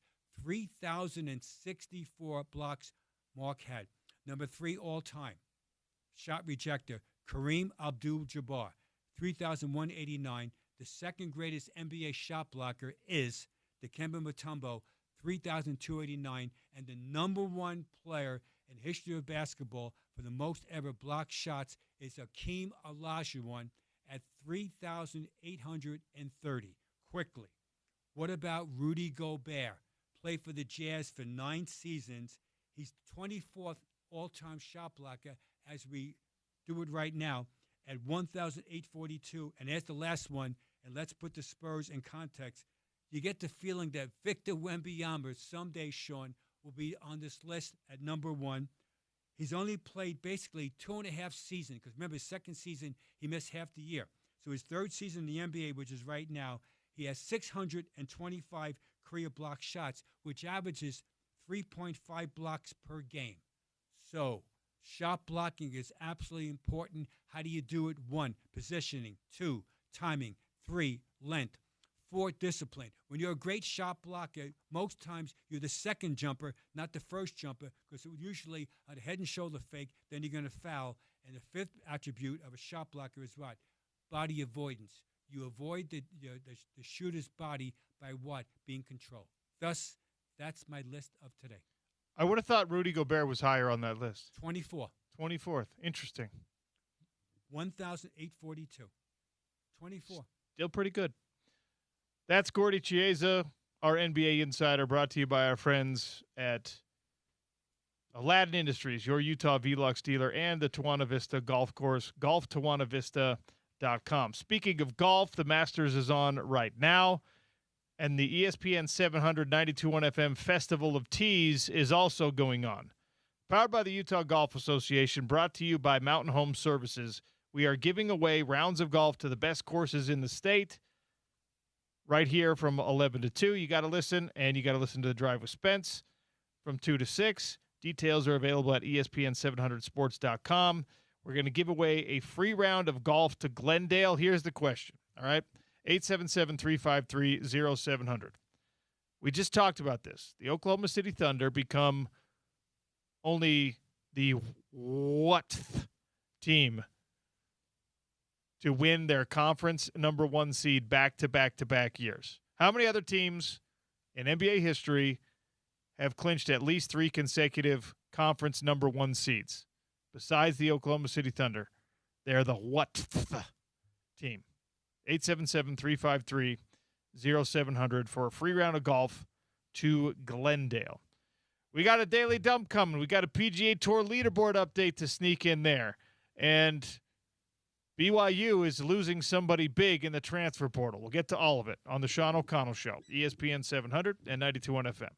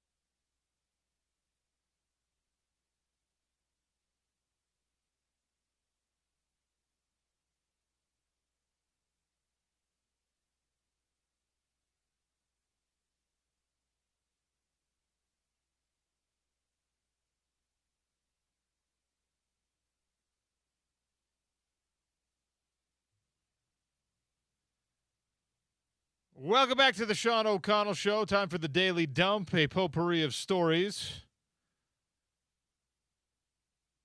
We'll get on that after the PGA Tour leaderboard update. The Daily Dump is brought to you by our friends over at Valley Plumbing. The truck with the duck now handles your plumbing, your heating, your air conditioning, almost anything you need done at the house. You do not want, as you're firing up the sprinklers and, you're filling the hot tub and the pool and all that stuff, you do not want plumbing issues. valleyplumbing.com. Make yourself an appointment right there. The PGA Tour leaderboard update is brought to you by our friends at Uinta Golf. Swing into Uinta Golf for the newest Titleist Scotty Cameron Phantom Putter. The new Phantom Putters are precisely engineered and deliver softer feel, sharper distance control, and total confidence over every single putt. Sometimes we're giving you obscure tournaments, but today the PGA Tour leaderboard update is the Masters leaderboard. Augusta National hosting the most iconic of all the major golf tournaments. James, what does the leaderboard look like on day one?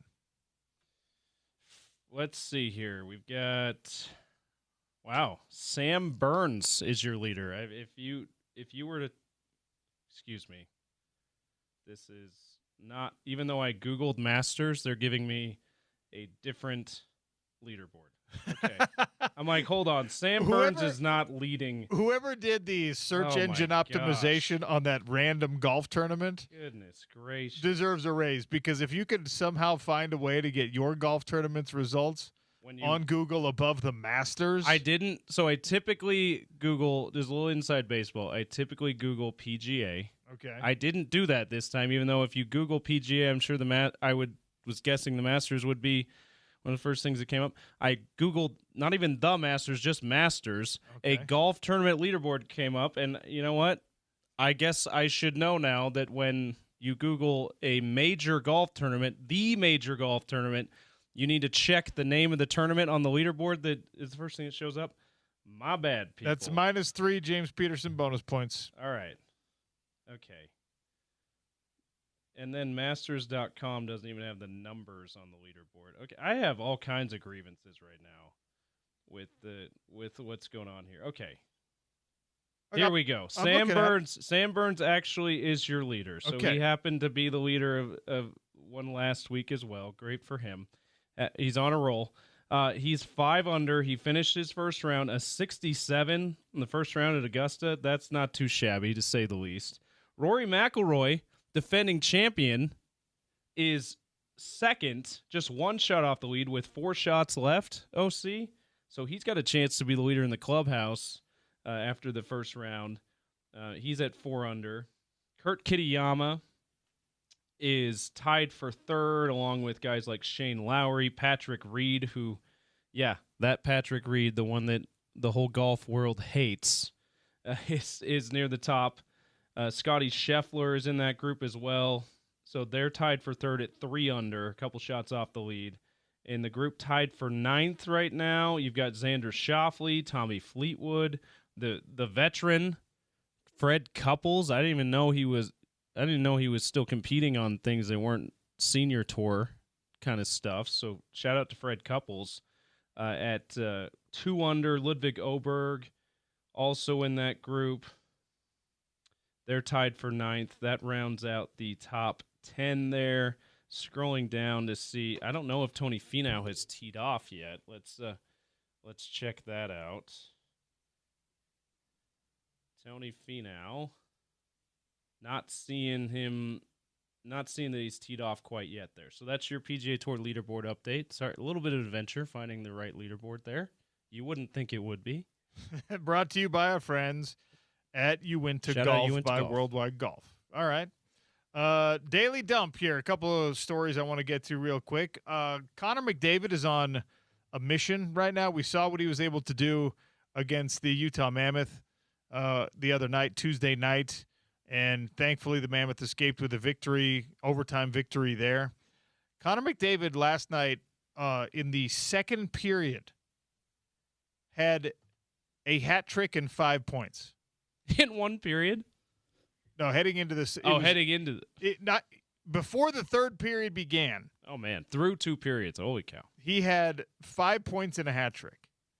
Connor McDavid is, and that was, by the way, against the Sharks team that had been red hot.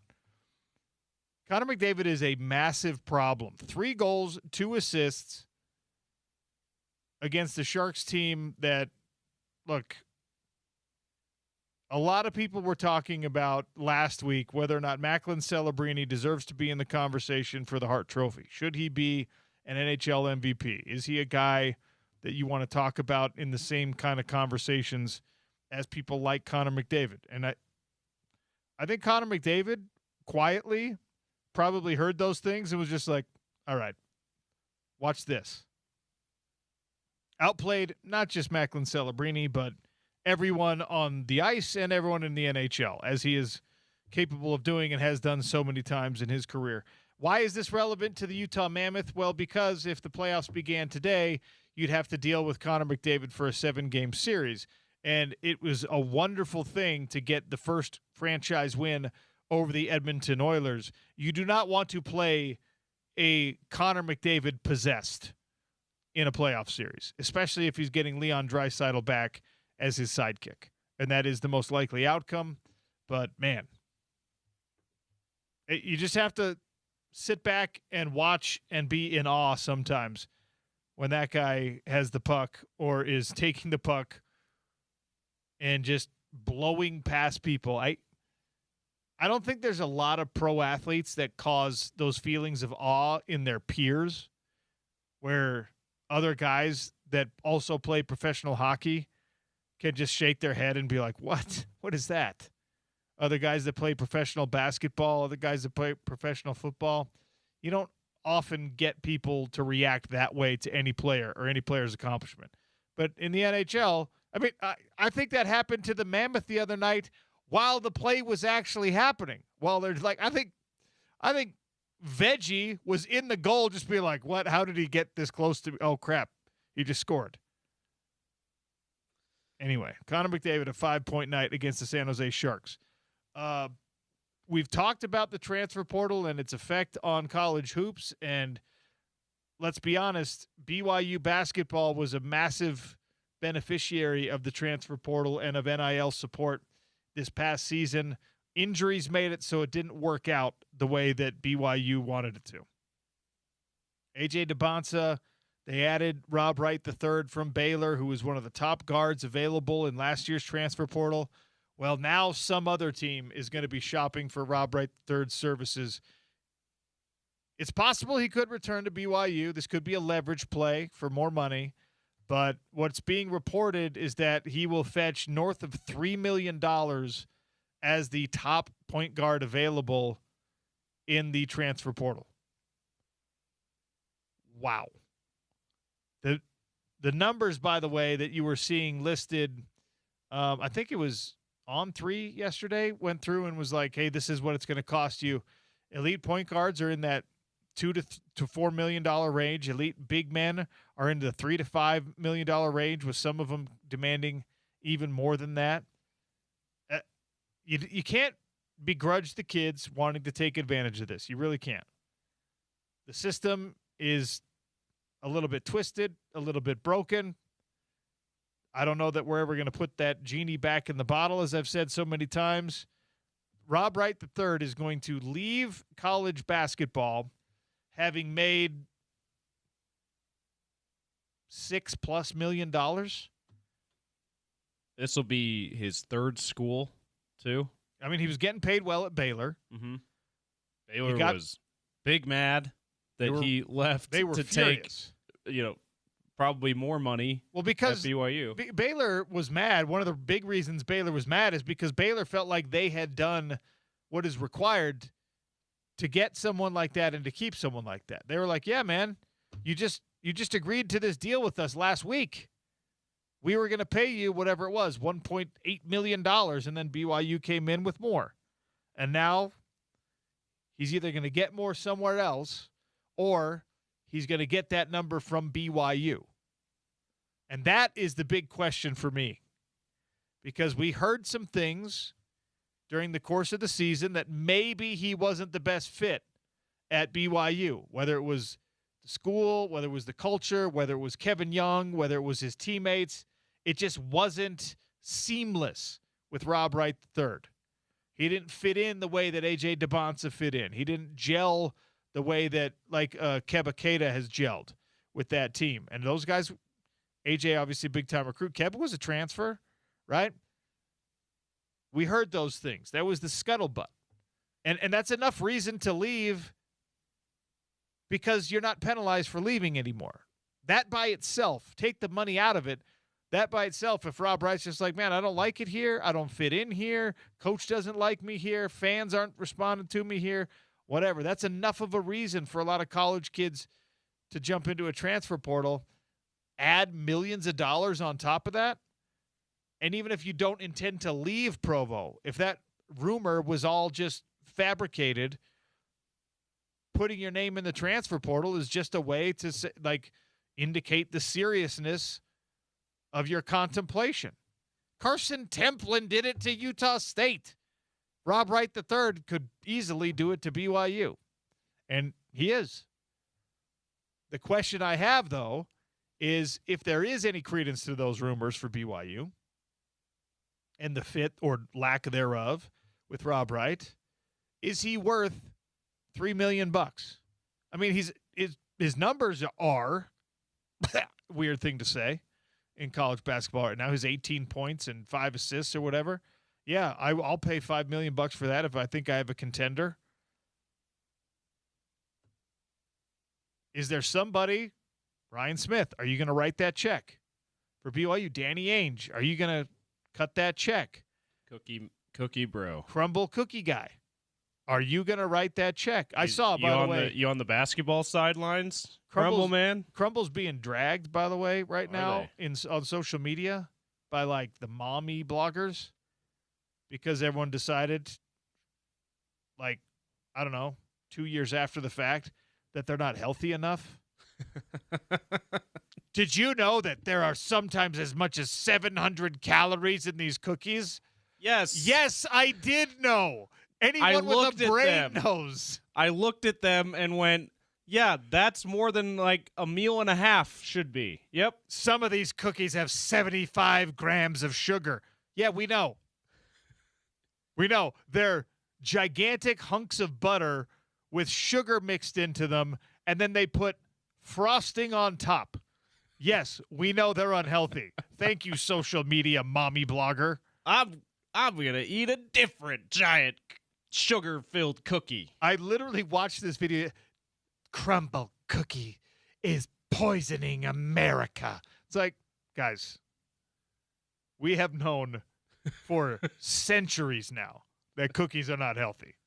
We Crumble cookies enriching itself off of greed and victimizing the children of America.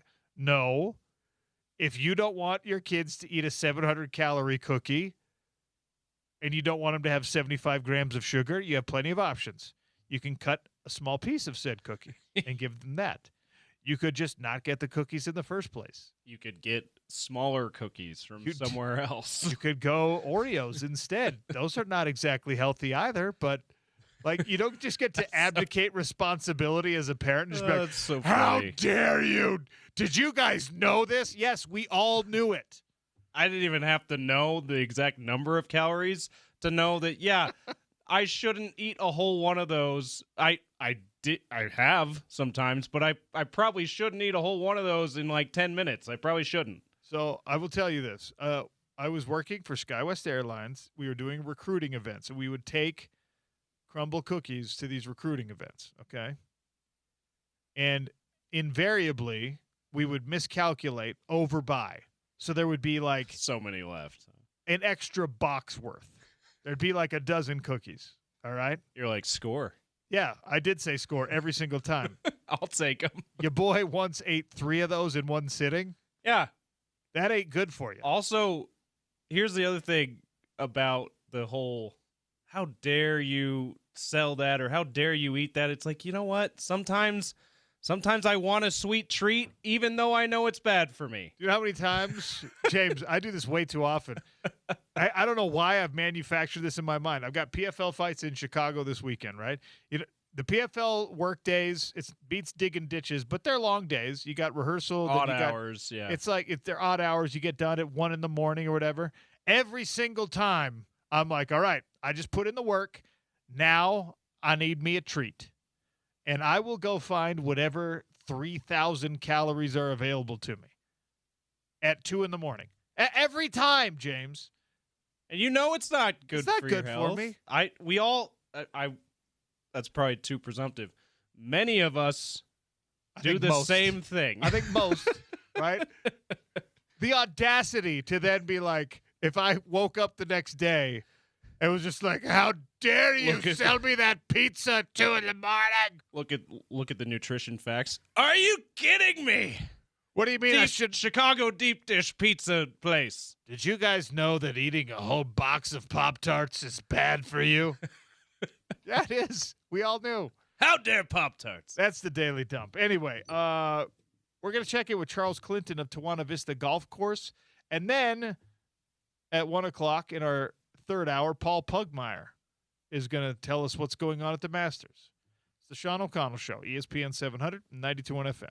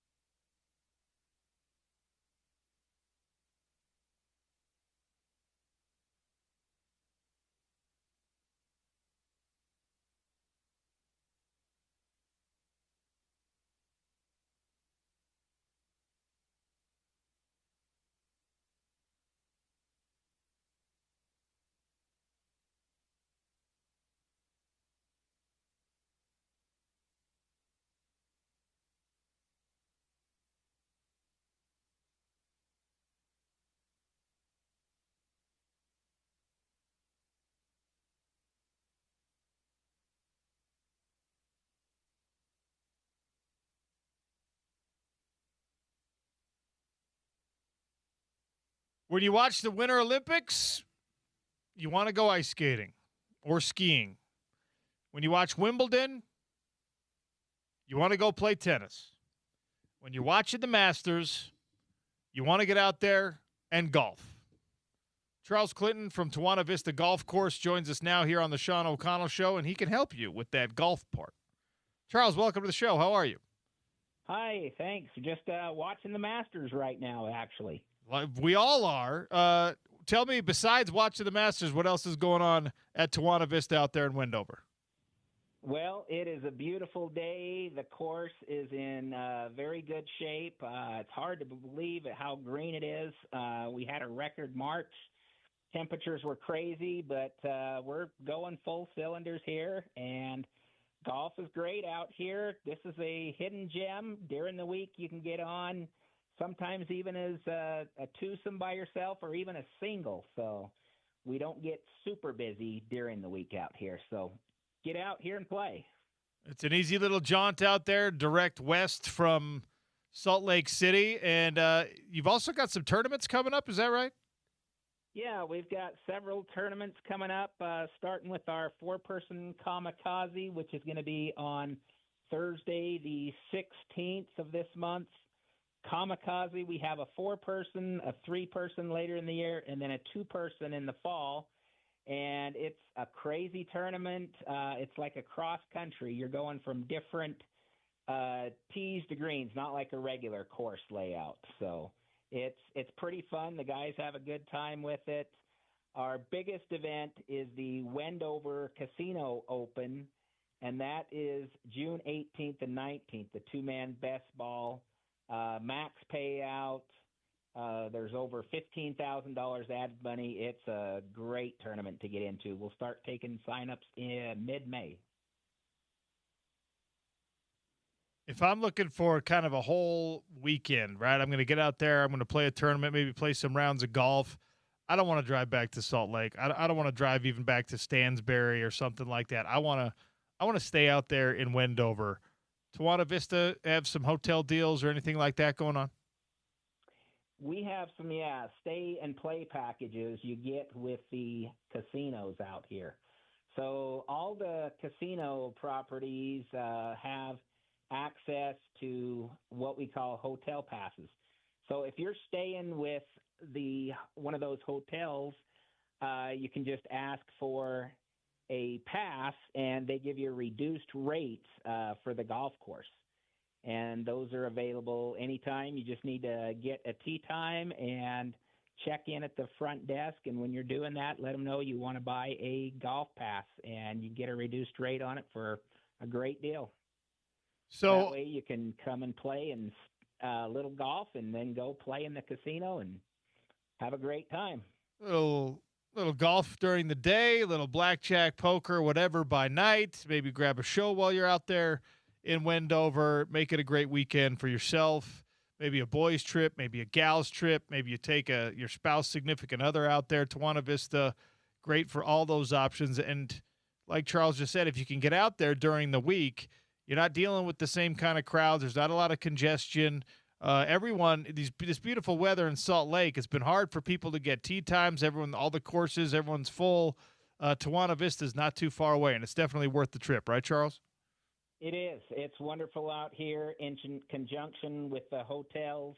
They also, the RPM group, Rainbow, Montego Bay, and Peppermill, they run some tournaments out here, anywhere from 1-man scrambles, which is coming up the end of April. They have 2-man scrambles, 4-man scrambles. They have a couples tournament, and there's about 10 events sprinkled throughout the year. You get 2 nights at the hotel, 2 rounds of golf, the tournament prize fund. They give you a voucher for like $25 worth at the restaurants. It's a great deal, and depending on your player level out here, they start at $0 up to about $300. But even for about $300, it's still a pretty good deal. Charles, thank you so much for your time. We're going to send as many people as we can out there to Tawana Vista, all right? Wonderful. Everybody have a great Masters week. Should be great. Tawana Vista Golf. Get out there. It's Golf Tawana Vista. That's golf, TOANA Vista.com. Tell them OC sent you. All right, we'll stay on the golf train. Paul Pugmire is going to join us next, tell you what's going on at the Masters. Rory McIlroy flirting with that lead in day one. It's the Sean O'Connell Show on ESPN 700, 92.1 FM.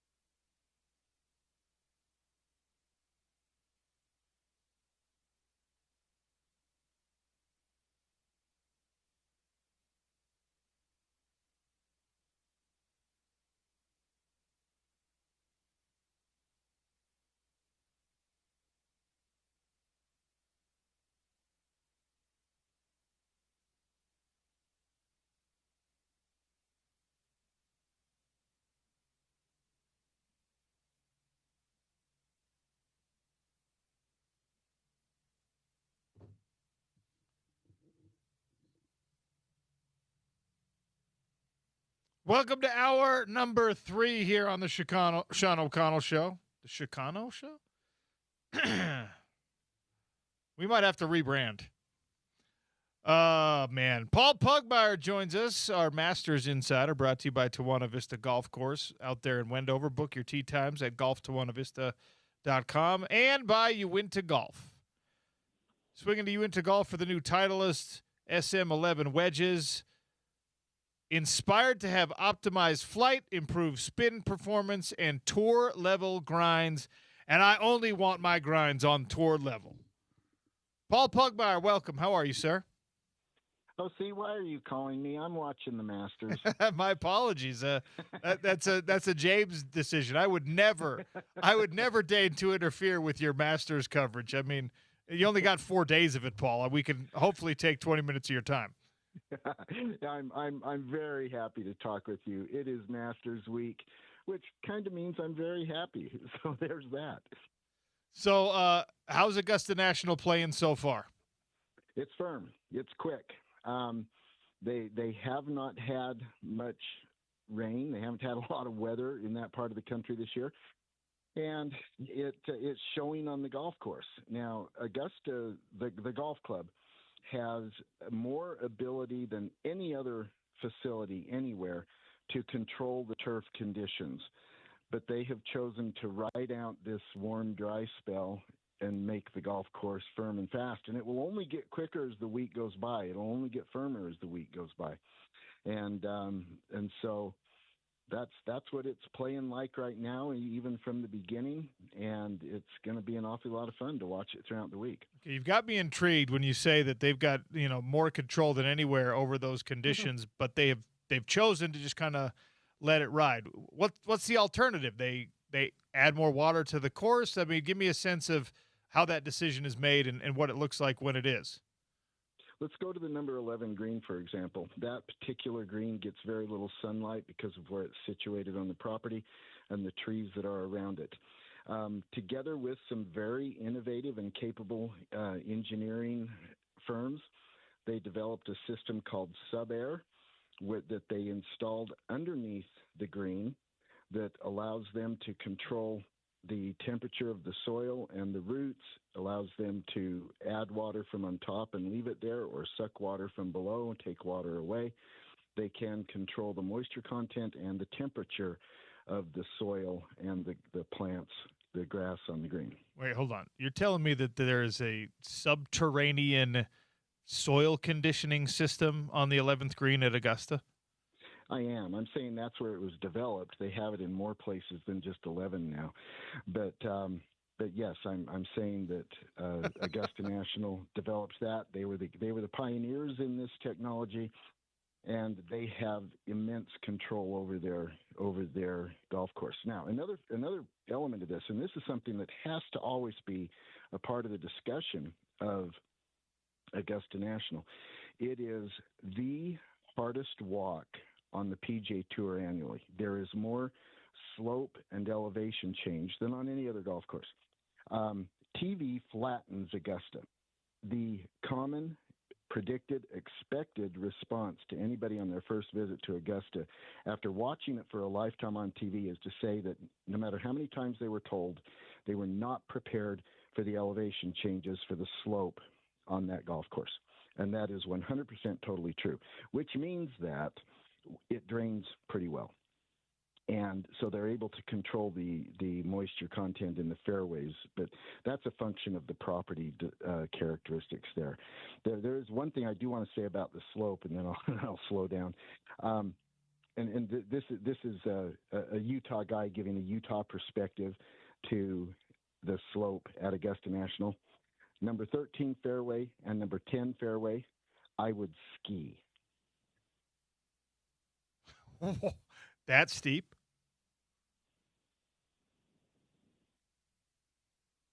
Did we lose you, Paul?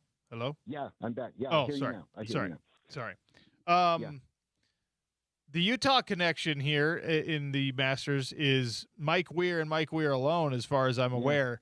Tony Finau did not qualify. He's been top 10 a few times at the Masters, but no Tony Finau this year. he's just not playing good enough golf right now, or is he dialing things back? Why are we not seeing Tony? He didn't qualify to get in because he's been scraping it this year. Tony has not said this, but it's my perception that Tony has had a long tail on the recovery from his foot surgery last fall, and he's had flashes of being Tony Finau, but he hasn't been able to maintain it for 4 days and put together 4 good rounds. And he especially has had a trend this year of fading on the weekends. You add all that up, plus when I last saw him at an event at Riverside a couple months ago, he was limping noticeably. I think he's not fully recovered from his foot surgery. Well, we've seen injury take really good players out of every sport. Unfortunate to see it happen to Tony in this one. Let's talk about the current leaderboard. Rory McIlroy and Burns are up there at 5 under. Scheffler, Reed, Day, Kitayama, Rai, they're all in that 3 under spot. And we expect movement as we're only in the first day of this tournament. But we'll start at the top there. Rory through, 16? Or is he done with his round? Yeah. No, he is on 16 right now. Actually, he just tapped in on 16. Okay. So he's got 2 holes left, and he's at -5 on the day. What do you like about the way he's playing right now? He's playing freely, and this has been a theme for Rory McIlroy for years. When he swings freely, he is otherworldly, and when he doesn't, it shows, and it is something he has been struggling with his entire career. Sometimes he finds it, sometimes he doesn't.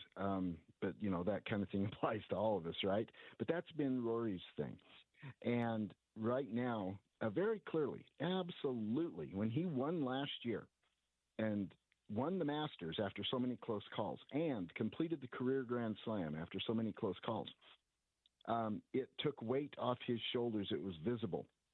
And Rory speaks openly about this. And so he has come in. He has nothing to prove, nothing to do. Everything that he does now in his career is absolute gravy. He has complete freedom, and it shows in his swing. He is swinging freely. I've been watching him today, and you can see it, and it's putting up the results you would expect.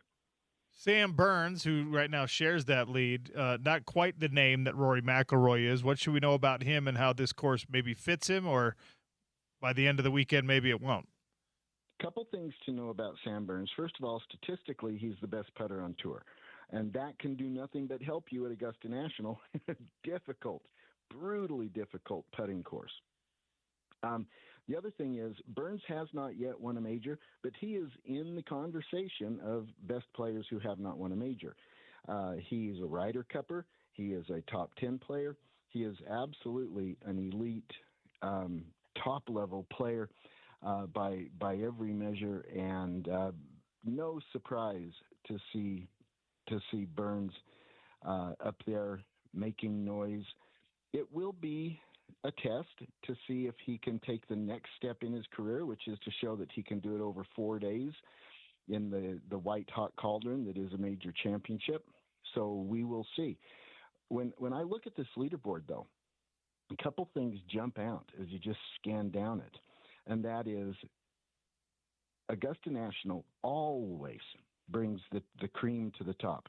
And so let's just scan through the leaderboard right now. We've got McIlroy, a Grand Slam winner, Day, a major winner, Reed, a major winner, a Masters champ, Scheffler, a major winner, a Masters champ, Lowry, a major winner, Fleetwood, the current Tour Championship winner, Couples, Rose, Thomas, Woodland, all major winners. This is not an accident. James put me onto this story, but really inspiring what we're seeing from Gary Woodland, who just a couple weeks ago qualified for this Masters by winning the Houston Open. He's been dealing with a brain tumor and then surgery and PTSD and fear of, his own mortality. He's had these feelings that he was going to die, his brain working against him. And obviously golf is one of the ultimate mental sports. How is he able to do it out there at Augusta? he is a strong, committed man with people around him who love him and help him. And he speaks openly about that. He started speaking openly about the PTSD and his mental health struggles just a couple months ago. And he said doing so, speaking about it publicly, has made him feel 1,000 pounds lighter, his words. The part of his brain that was operated on is the part that controls fear response, and it has had the effect of making him fearful of things in life that the rest of us wouldn't even notice. He has talked about going into the porta potties while he's playing and breaking down in tears. Wow, that just sounds like a hard way to live. But he is very clearly a man of great strength, dealing with a supremely difficult challenge, and he's rising to meet it. And yes, James is right. It's inspirational. It's beautiful to see. And he's using the platform he has now, encouraging, and we echo this sentiment. If you're having any mental health struggles, if there's something that you've been trying to fight through on your own and it's not working, talk to somebody. There are people out there that love you, that care about you, that can help you. There are professionals who have expertise in these areas. And it sounds like, the PGA Tour and the Masters and the security teams and all this, they've found ways to help. And they're trying to make it as smooth and seamless as possible for him, which is good to see, because you want to make it a level playing field. But when we're talking about something like this, reasonable accommodation, it's good to know that the tour has his best interest in the health of the players in mind. Yeah. When in his post-round interview after winning in Houston, he said something that has just it remains with me. He said, they asked him what it felt like to win. He says, look, I'm an athlete. I love to win, and it feels good to win. He just says, but don't think I'm fixed. Today was hard. Tomorrow will be hard too. What I care about the most is that somehow somebody somewhere will find in my victory today the motivation for them to keep going on in their struggle. Man, that's powerful stuff. It really is. Paul Pugmire is our guest here on the Sean O'Connell Show. You can hear Paul on Utah Golf Radio on Saturday mornings right here on ESPN 700 and 92.1 FM. He is as dialed in as you're ever going to find someone on not only national golf, international golf, but certainly the local scene as well. And that's why we love having him be our Masters insider. And I think I've asked you this every time we've talked about the Masters over the years on the show, but this is the ultimate of all the majors. This is the big tournament, and winning that green jacket is something that I have a hard time trying to describe to sports fans what it's supposed to be, because I'm not as deep in the golf world. The pressure, the weight, the intensity, the elation, whatever, how much is it amplified at Augusta versus even like a British Open or a U.S. Open? No golf event, and I would argue no sporting event, is more connected to history than the Masters. And there's a couple of reasons for this. Augusta National and the Masters both were brought to this world. They had their birth from one of the greatest players of all time at the conclusion of his career. That, of course, is Bobby Jones. And so through Augusta, through the Masters, we connect to the Bobby Jones era and all that came before it. From there, you have this superlative genius golf course that is shown on TV year after year after year. It is the only one of the major events, the major tournaments, that is on the same course every year. Because of that, we all are familiar with it. We all know it, and we all connect with it. And it is so difficult that every year only the best players survive the test that is the Masters. And so the list of champions is a list of the greatest players in history, the greatest players of their day. You add all that up, and it means that it is connected into the tissue of the sport, and I submit of all sport, more deeply than any other event. And that's what makes the Masters stand apart. It's been a while since we've talked, Paul. What is the relationship between the players that left the PGA to be in live golf and the sport at large right now. The injection of finance, of money into the sporting world from the Saudi Public Investment Fund, it obviously hit golf. It's hit racing. It's hit soccer. It's hit my world in the combat sports world. And, it was not always the smoothest. No. Has that ironed itself out at all? Yes and no. There's been no resolution. The LIV Tour continues to spin over in its universe, and the PGA Tour continues to spin in its. There's not much overlap, and they kind of have reached a point where they just do their own thing and don't. There's not conflict. They're just not paying attention to each other. Is kind of where it is right now. So with the fact that they just are, both of them looking inward and doing their own thing, means that it's kind of gone away. But there's been no resolution of any kind about the prospect of bringing the two tours together, like, say, we've seen in other sports when established leagues end up merging with renegade leagues. We've seen that in football, baseball, basketball. There's no movement of any kind for that to be happening in golf right now. They just are ignoring one another, which means it's quiet and peaceful, but it also means that the players on the LIV Tour are largely invisible, kind of anonymous. We have lost track of even great players on LIV. Jon Rahm right now is very clearly playing some of the best golf in the world, but nobody sees it, doesn't register because he's doing it on LIV. And that kind of thing is really sad. For the top players on LIV, it's really too bad. I saw a headline about a 3D printed iron. Bryson DeChambeau with a 3D printed. I didn't know this. I know that there's all these crazy criteria and a bunch of rules about clubs. Mm-hmm. Have we seen these clubs used in other major tournaments? Why is this a headline? It's a headline because it's just so dang interesting. And it allows for the ultimate of minor detail customization, because, really each club can be customized by just tweaking the instructions that you give the 3D printer. So the Cobra company is offering these on the marketplace right now. They're pretty pricey right now, and they haven't established a great market share, but they're very, very interesting.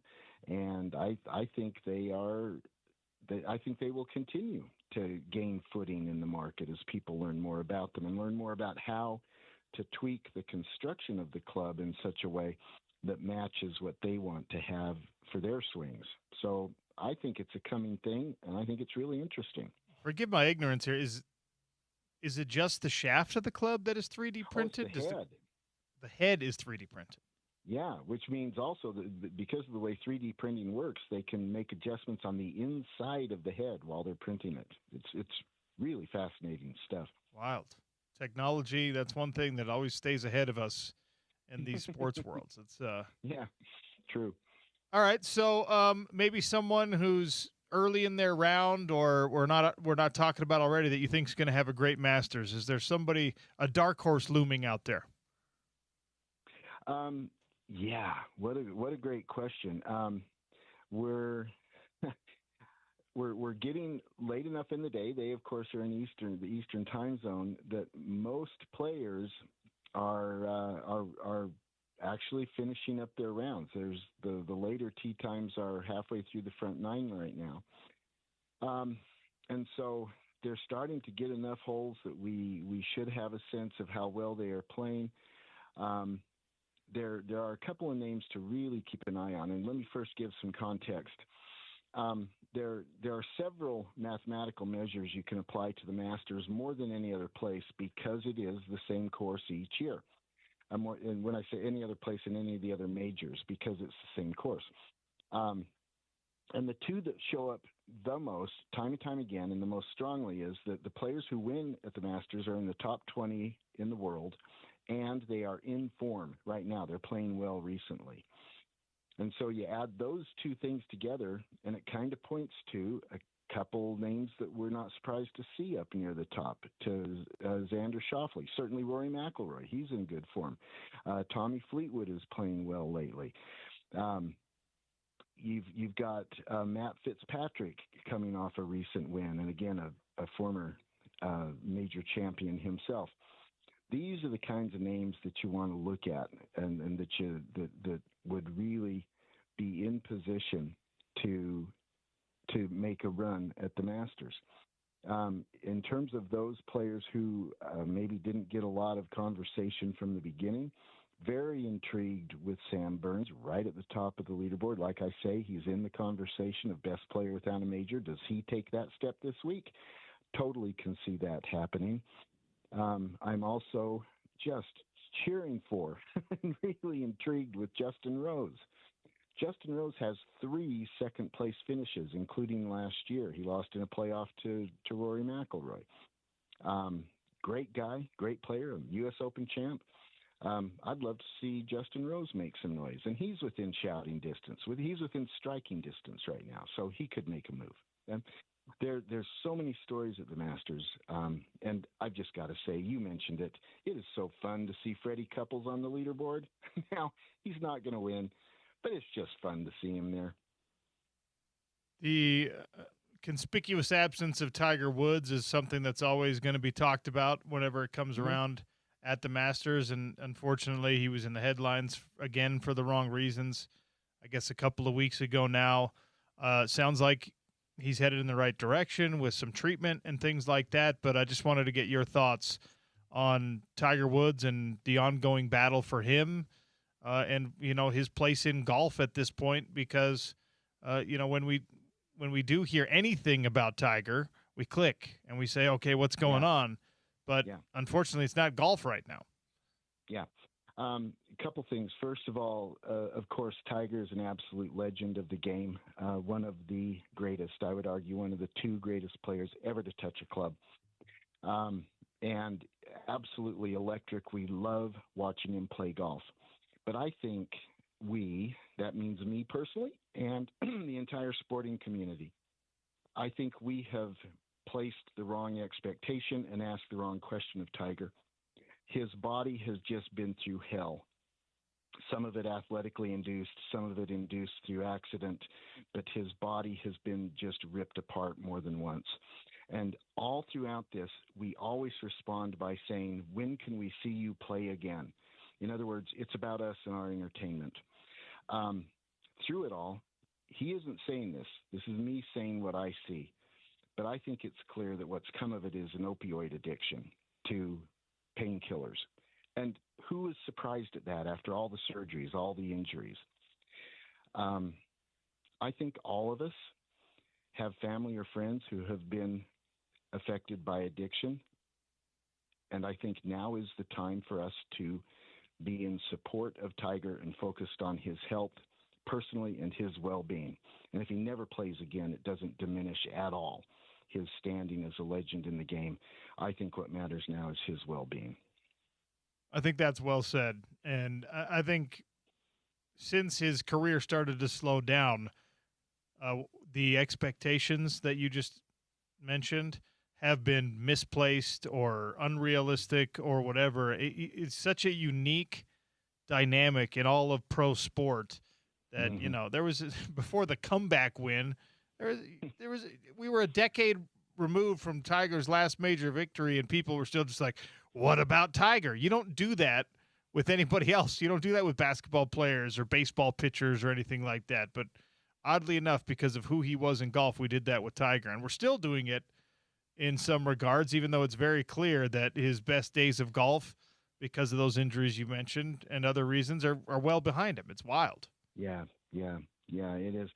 Well, he has shown an absolutely remarkable ability to come back from injury. He has shown an ability to remake his swing.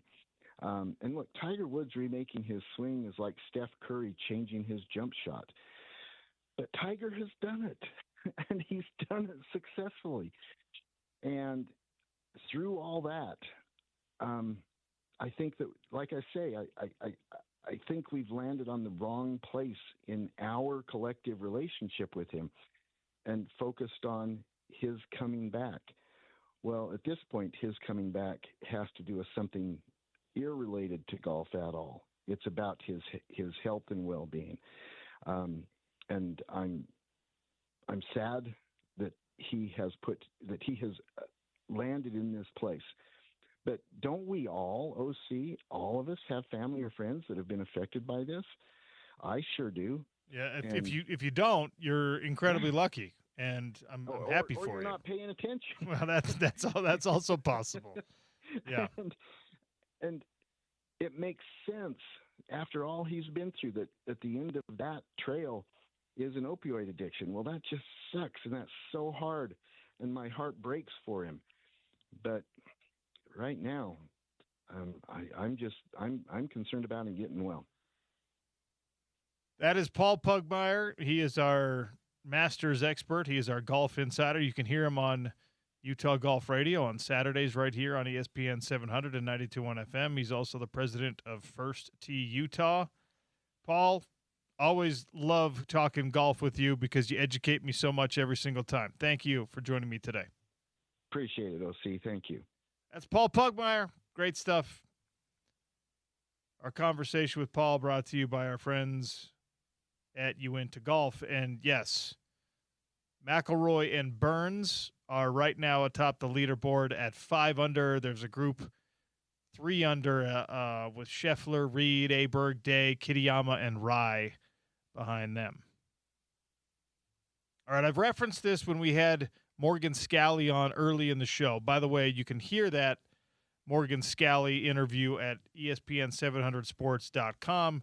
You could probably also tune into The Drive today with Spence Checketts. I imagine it might get a little bit of run there. Maybe they'll piece it out.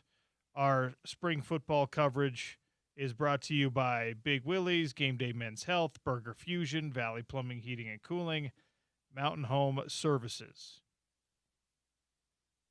I referenced this in the conversation with Morgan Scally. There is a model being discussed with some seriousness in college football about eligibility maximums being 5 years to play 5, no medical red shirts, injuries have nothing to do with it. Is this a possibility for fixing things in the college sports world? We'll get to that next on the Sean O'Connell Show, ESPN 700 and 92.1 FM.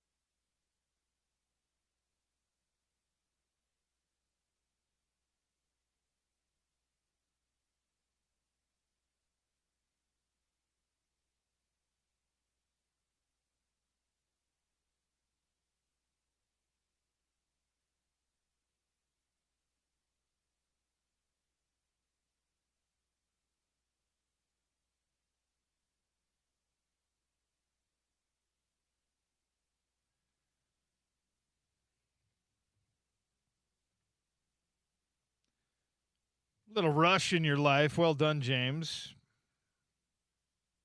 One more segment here, then we close it out with some crosstalk. Spence Checketts and the driver up next. We've got giveaways at the end of the show. Bill Riley is hosting tomorrow in my stead. I am out for PFL duties, flying to Chicago. And Bill Riley, once again, hopping back in his old chair. Yes, special edition of the Sean O'Connell Show with Bill Riley. This time in studio, so it won't be a situation where you'll be able to go out and say hi to Bill while he's hosting the show, but you'll still have access to the text line, everything else. You know how Bill loves to get interactive, just like you do, OC, and it should be fun tomorrow. I have a recommendation for all of our listeners. If you want to, you don't get to go to a remote broadcast to see Bill, come down to 50 West Broadway. Stand out on the sidewalk and just scream at the top of your lungs. Yeah. Got to be loud so Bill can hear you here in the studio. It's pretty soundproof up here. But see if you can get Bill to look out the window. Yeah, we'll have some parts of the window open for him so that he can just Bill, hey. And then text him on the text line. Hey, I'm right outside I'm yelling. Right outside. Come wave at me, Bill. All right. I asked Morgan Scally about this. He liked the idea. There's an NCAA movement. That's probably not the right way to say it. A panel is scheduled to discuss potential changes to eligibility rules to incorporate age into the process. Now, to me, this feels like focusing on a small part of the problem that is not the actual problem. But there are some people, and Tommy Tuberville and our president Donald Trump appear to be among them, who think that it's problematic in college sports that you had like the Cam McCormicks of the world that are playing when they're 25 and 26 years old. Respect to guys like Brant Keithy and Cam Rising, who are much older than their peers. When I was Britton Covey too was in that range. Britton Covey was old. Every return missionary has been like in this conversation for decades, right? And the correct response to whether or not there's an advantage to being older in college football, although there are some, your body does mature, you get a little bit stronger. If there were real advantages to having a bunch of 23-year-olds on your college football team, then Alabama and Georgia and Miami and Oklahoma and Notre Dame would do it every year. They just would. That's the answer, whether or not there's a real advantage, okay? It doesn't help that much to be older. More experienced? Maybe. But like the return missionary thing, hey, go take 2 years away from working out and away from football and not having a real weight to lift up and then come back. That's not an advantage. In this proposal, you would have 5 years from whichever happens first, you turning 19 years old or graduating from high school. And obviously most people turn 19 well after they graduate from high school. So for most, it would be from your graduation date, you've got 5 years to play 5. You get injured? Sorry. The only thing that would allow you to pause that clock would be military service, church service, LDS missions do count, or maternity leave, which, of course, is for your female athletes, not for football or men's basketball players. But the NCAA panel is going to be discussing this. This reflects some of the language in the executive order. It reflects some of the language in the Tommy Tuberville proposal. An age-based restriction, again, it feels like it's kind of missing the mark. The 25-year-olds have always been outliers and will remain outliers. I think we got a little bit more of that in recent years because of the COVID babies, right? Yeah, there was the COVID year, the eligibility was wiped away. Like that just COVID didn't count for anything. Count as a year of playing. So everybody, of course, we had older players. Everybody that had eligibility in 2020 had 6 years of college eligibility. Well, 6 years to play 5. Yeah. And we're now rounding out of that finally. The true freshmen of 2020, I guess, didn't have to worry about 2020, so they've got the 21 season, the 22 season, the 23 season, the 24 season, the 25 season. 2026 will be the first year that we don't have any COVID casualties in it, as far as I'm aware. Of course, if you had a medical red shirt or 2 or 3, like is the case with some of these guys, 2026 could be the 7th or 8th year of your eligibility. But again, those people have always been the outliers and will remain the outliers. Contrary to popular belief, there's not a lot of folks that would rather stay in college than go explore pro opportunities, even if those are overseas pro opportunities or whatever. I guess in football that might be a little bit different because you don't really have like a European basketball league equivalent in football. But the big issue that the NCAA needs to figure out is free and unfettered and excessive transferring. We've got to, and when I say figure out, I'm not saying they need to stop it, because there are a lot of people out there who make a very strong case as to why you should just allow it and deal with the stress points that come because of it.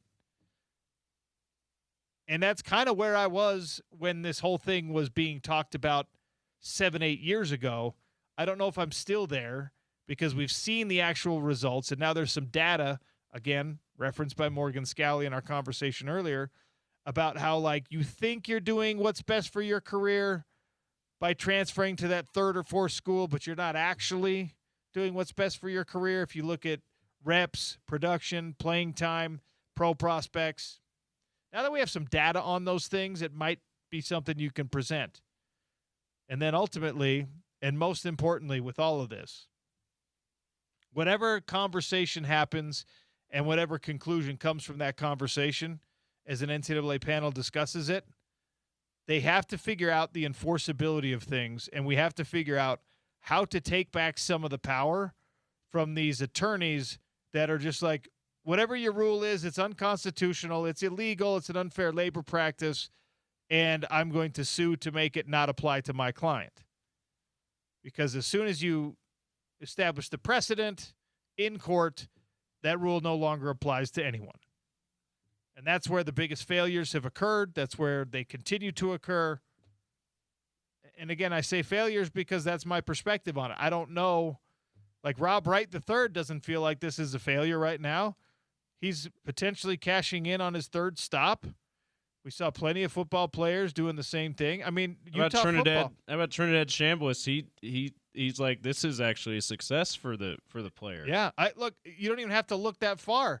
If you're Noah Benny, okay, you were at the University of Utah, you transferred to Weber State, you want to come back to the University of Utah. So far, your transfers have been penalty-free, all right? If you're Morgan Scalley, you don't want there to be strictures placed on that player. If you're Noah Benny, you're like, I want to go play with my brother, man. I want to go back to a place where I always thought I was good enough to play, and maybe I had to go somewhere else to prove to everyone that I was good enough to play there. Well, now I'm back. I'm just using him as an example. There's plenty of other guys. I mean, what would Utah football's roster look like this year without the transfer portal? Now, would they have Smith Snowden on the roster, Jonah Le'a on the roster, John Henry Daly on the roster? Yeah. J.J. Buchanan's on the roster. Presumably those guys aren't going anywhere, so in some ways you're better off. But put J.J. Buchanan back on this roster and take Kyrie Scholes and Braden Pegan and Ricky Johnson and some of these other guys off, and then what do you have? By the way, Ricky Johnson, that was a new shout out for me by Morgan Scalley. Yeah. That's a guy, dog ear that one. We'll keep an eye on Ricky Johnson now that Morgan Scalley has shouted him out publicly there too. Yeah, the point is very well made, because there's the transfer portal giveth, the transfer portal taketh away, right? And so if you want to go revisionist history to say, hey, if there was some order, here, we'd still have this guy, but it's like, but you'd also not have this guy. Obviously, long term, you want more order, but for now, you do the best with the system or lack thereof as you can, right? So let them talk about it. Let them figure something out. And then, like, when we actually see these rules put into place, this executive order and all that performative political theater stuff, until you actually have an enforceable rule in place, it doesn't change college football. The transfer portal secondary window closing, that's an enforceable rule that they put in place. But it's only marginally enforceable because there are workarounds for it. And the proposal out there that, like, yeah, if you try to work around that, we're going to fine you 20% of your budget and we're going to suspend your coach for 6 games, that is a sincere effort to send the message we intend for this to stick. Whatever comes out of the next decision being made, you basically have to put that level of threat behind it. And then you have to win that threat if it ever makes it to a court of law. So we got like 5 hurdles between any proposal and something actually changing the landscape. Doesn't mean you shouldn't try, but it just means I won't overreact to anything. Got to take a final break. We'll come back, maybe a little crosstalk with Spence Checketts. What do we have to give away? Tickets to Muse at the Utah First Credit Union Amphitheater on August 20th. It's the Sean O'Connell Show. Wrap it up next on ESPN 700 and 92.1 FM.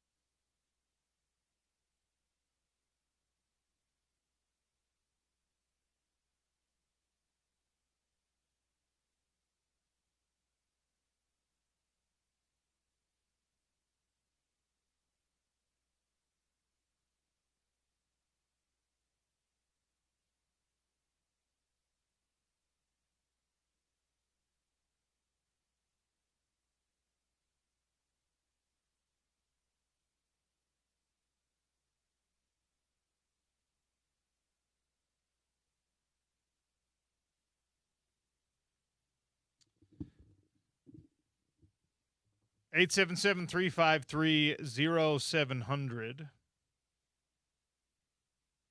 2 tickets to Muse at the Utah First Credit Union Amphitheater on August 20th. If you can tell me, this comes from Gordy's List of the Day. The NBA's all-time leader in block shots. 877-353-0700. You get a James Peterson bonus point if you can tell us where Rudy Gobert sits on that list. He's a lot lower than I thought he would have been. So, spoiler alert, he's not number one. Don't put in Rudy Gobert. 877-353-0700. I mean, you could argue what's more valuable, Muse tickets at Utah First Credit Union Amphitheater in August or James Peterson bonus points. Well, you can trade those James Peterson bonus points in for absolutely nothing of value. So you're right. You could make 1/100th of a cent. It's like, did you ever read the tiny fine print on coupons? If your parents used to clip coupons back in the day, it was like the cash value of that Carl's Jr. coupon was like 1/50th of 1 cent or something. I was like, wait a second. So if you just get like a whole stack of these ads, you actually get like 50 cents. It's interesting that they have to put, like, these coupons have to have a monetary value. I would love to know what would happen if you just took the coupon, like you went directly to the printer, you stole a stack of coupons, right? Like a ream of paper, and it's all coupons. Okay, so you got like 10,000 sheets in there. And whatever the math, it's just like, hey, this is $50, Carl's Jr. They're like, what? You have no American currency. You're just like, I just gave you 10,000 of your own coupons. And according to the fine print, that means I've got $50 worth of Carl's Jr. money here. Give me my food. How long are you jamming up either the inside line because you're talking to all the assistant managers, every manager who's on site, and then they're inevitably like, you know what, we actually have to call headquarters. And guess what? Even if the headquarters approves, guess what else has to happen? There's a QR code. There's a barcode on that coupon individually. They got to scan that bad boy. So they got to do 50 of them for just 1 penny. And that's, you're talking about $50 worth. So I was going to say either the inside line or the drive-through window. You have cost that place more in man hours. They should just give you the food for free to make you go away. We've solved a problem that nobody knew we had in the world, okay? You can maybe, in a make-believe world, turn in James Peterson bonus points that way. In a make-believe world, you maybe could. And I'll tell you what will happen. If you come to the front desk at Broadway Media with like 1 million James Peterson bonus points, and you're just like, I want something for these, we're going to give you a breath mint or something to make you go away. You will not be turned away empty-handed, okay? Absolutely. I will give you a stack of napkins and get you out of here. Anyway, 877-353-0700 for the Muse tickets. I have another NBA-related trivia thing, which I don't know how many other people like to geek out on this like I do, but we mentioned OKC 3 straight years as the top seed. Yes. 3 years. If they win their next game or two, they'll get around 190 wins in 3 years, which would be, I think, the only two that are higher than that in 3-year total are the 15 through 17 Warriors, 207, and the 96 through 98 Bulls, 203. Those are the only two teams, by the way, 3 straight years of 60 or more wins, and both those teams had 70-win seasons. So the question becomes, because of these weird little statistical factual realities, are you now ready to start having a conversation about the Oklahoma City Thunder that you had about those Bulls, those Celtics, those Lakers, those Warriors? I asked Gordy that, and he said, well, no, you're not. You're not going to have that conversation just because they accomplished this particular thing. We did this with the Macklin Celebrini crossing 100 points before he turned 20 years old. Well, the only guys, it's like him and Gretzky and Lemieux and Crosby. Like, these are the best of the best of the best. Does that mean he is? And it's easy to look at it and say, well, yeah, if he's doing what those guys did, then he'll be in that club. But maybe not. We'll see. All right. The final segment of the show, Crosstalk, we like to call it, is brought to you by friends at Advanced Window Products. 801-850-9100, $2,500 off, 10 windows or more. Lifetime warranty on the windows, and they'll sell you the window coverings, and they can put a dog door in your sliding glass door. They can do it all at Advanced Window Products. It's all done right here in Salt Lake City. The Drive with Spence Checketts is up next, and guess who's right here in studio? Spencer Checketts. Sorry for being tardy. You're not tardy. I'm a little tardy. Your show technically starts in 1 minute. Yeah, I'd like to get here a little bit earlier to help you bridge the gap between your show and mine. It's fine. Hi, Sean. Hi. Hello. I'm tired. No, you're not. A little bit. Nope, you're fine. You know what?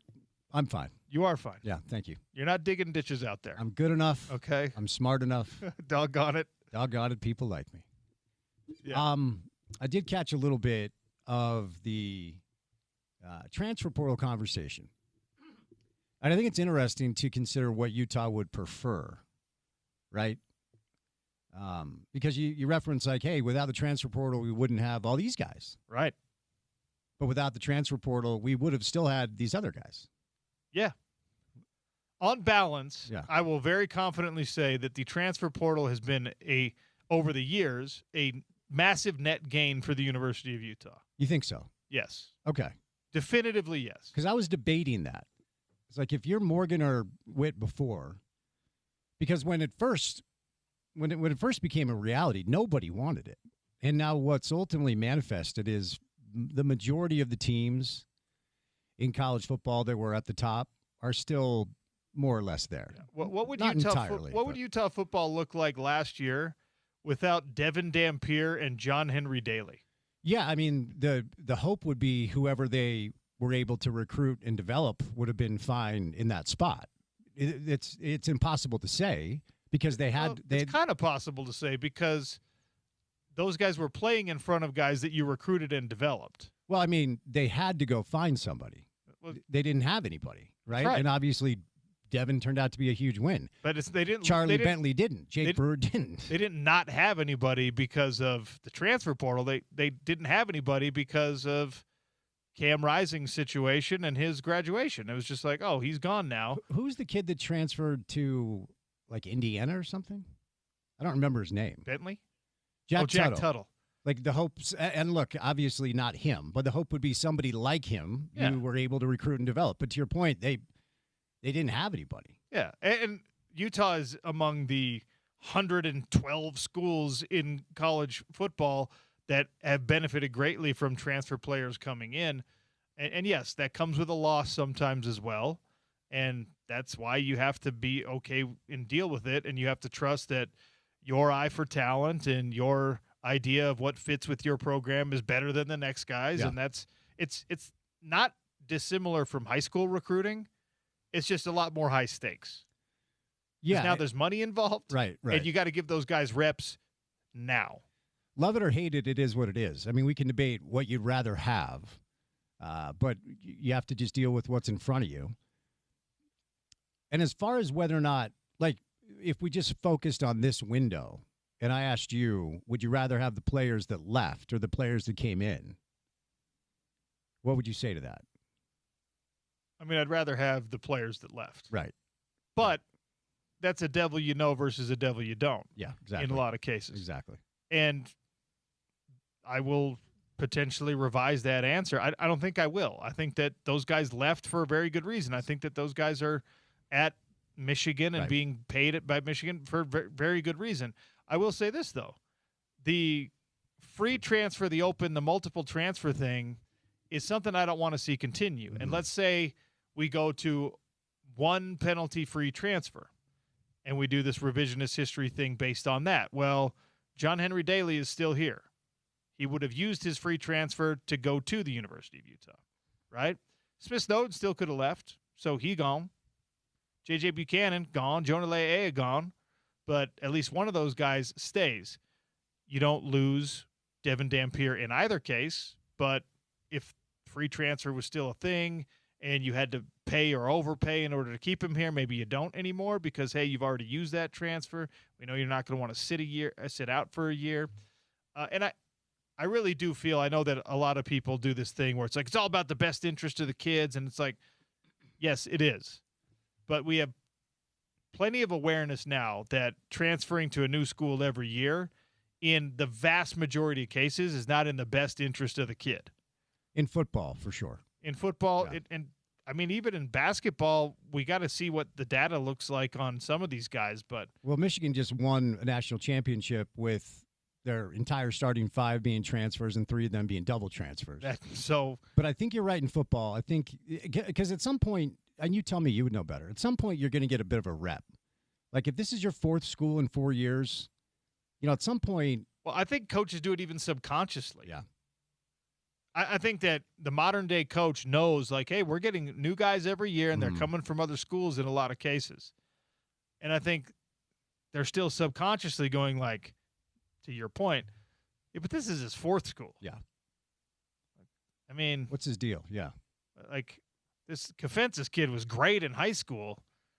Why is he now on his 5th college? And I think it's probably a little bit unfair to hone in on in a vacuum this transfer portal.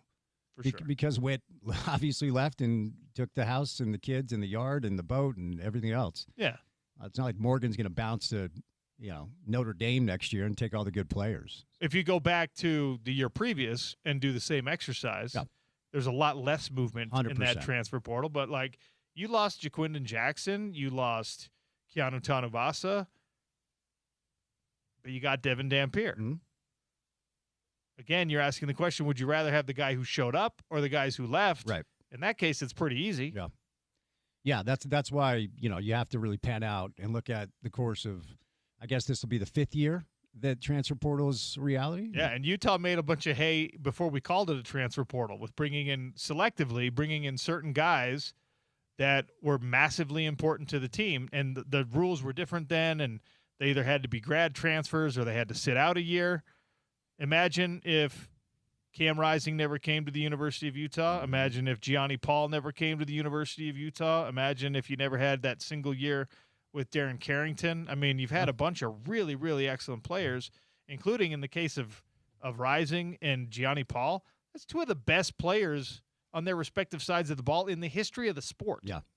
Yeah, and I was 100% concerned, just based off of how Utah football has always been run. When this thing came to the table as a reality, I'm still wildly concerned about the basketball side of things. But, Kyle's a smart guy. Morgan's a smart guy. You got to adjust to the times. But the way Utah was built and developed, the Eric Weddles, the Alex Smiths, the 2-star kids that stay here for 3 and 4 years and turn into great players, were they going to be able to adjust? I think the answer is yes. They have been able to.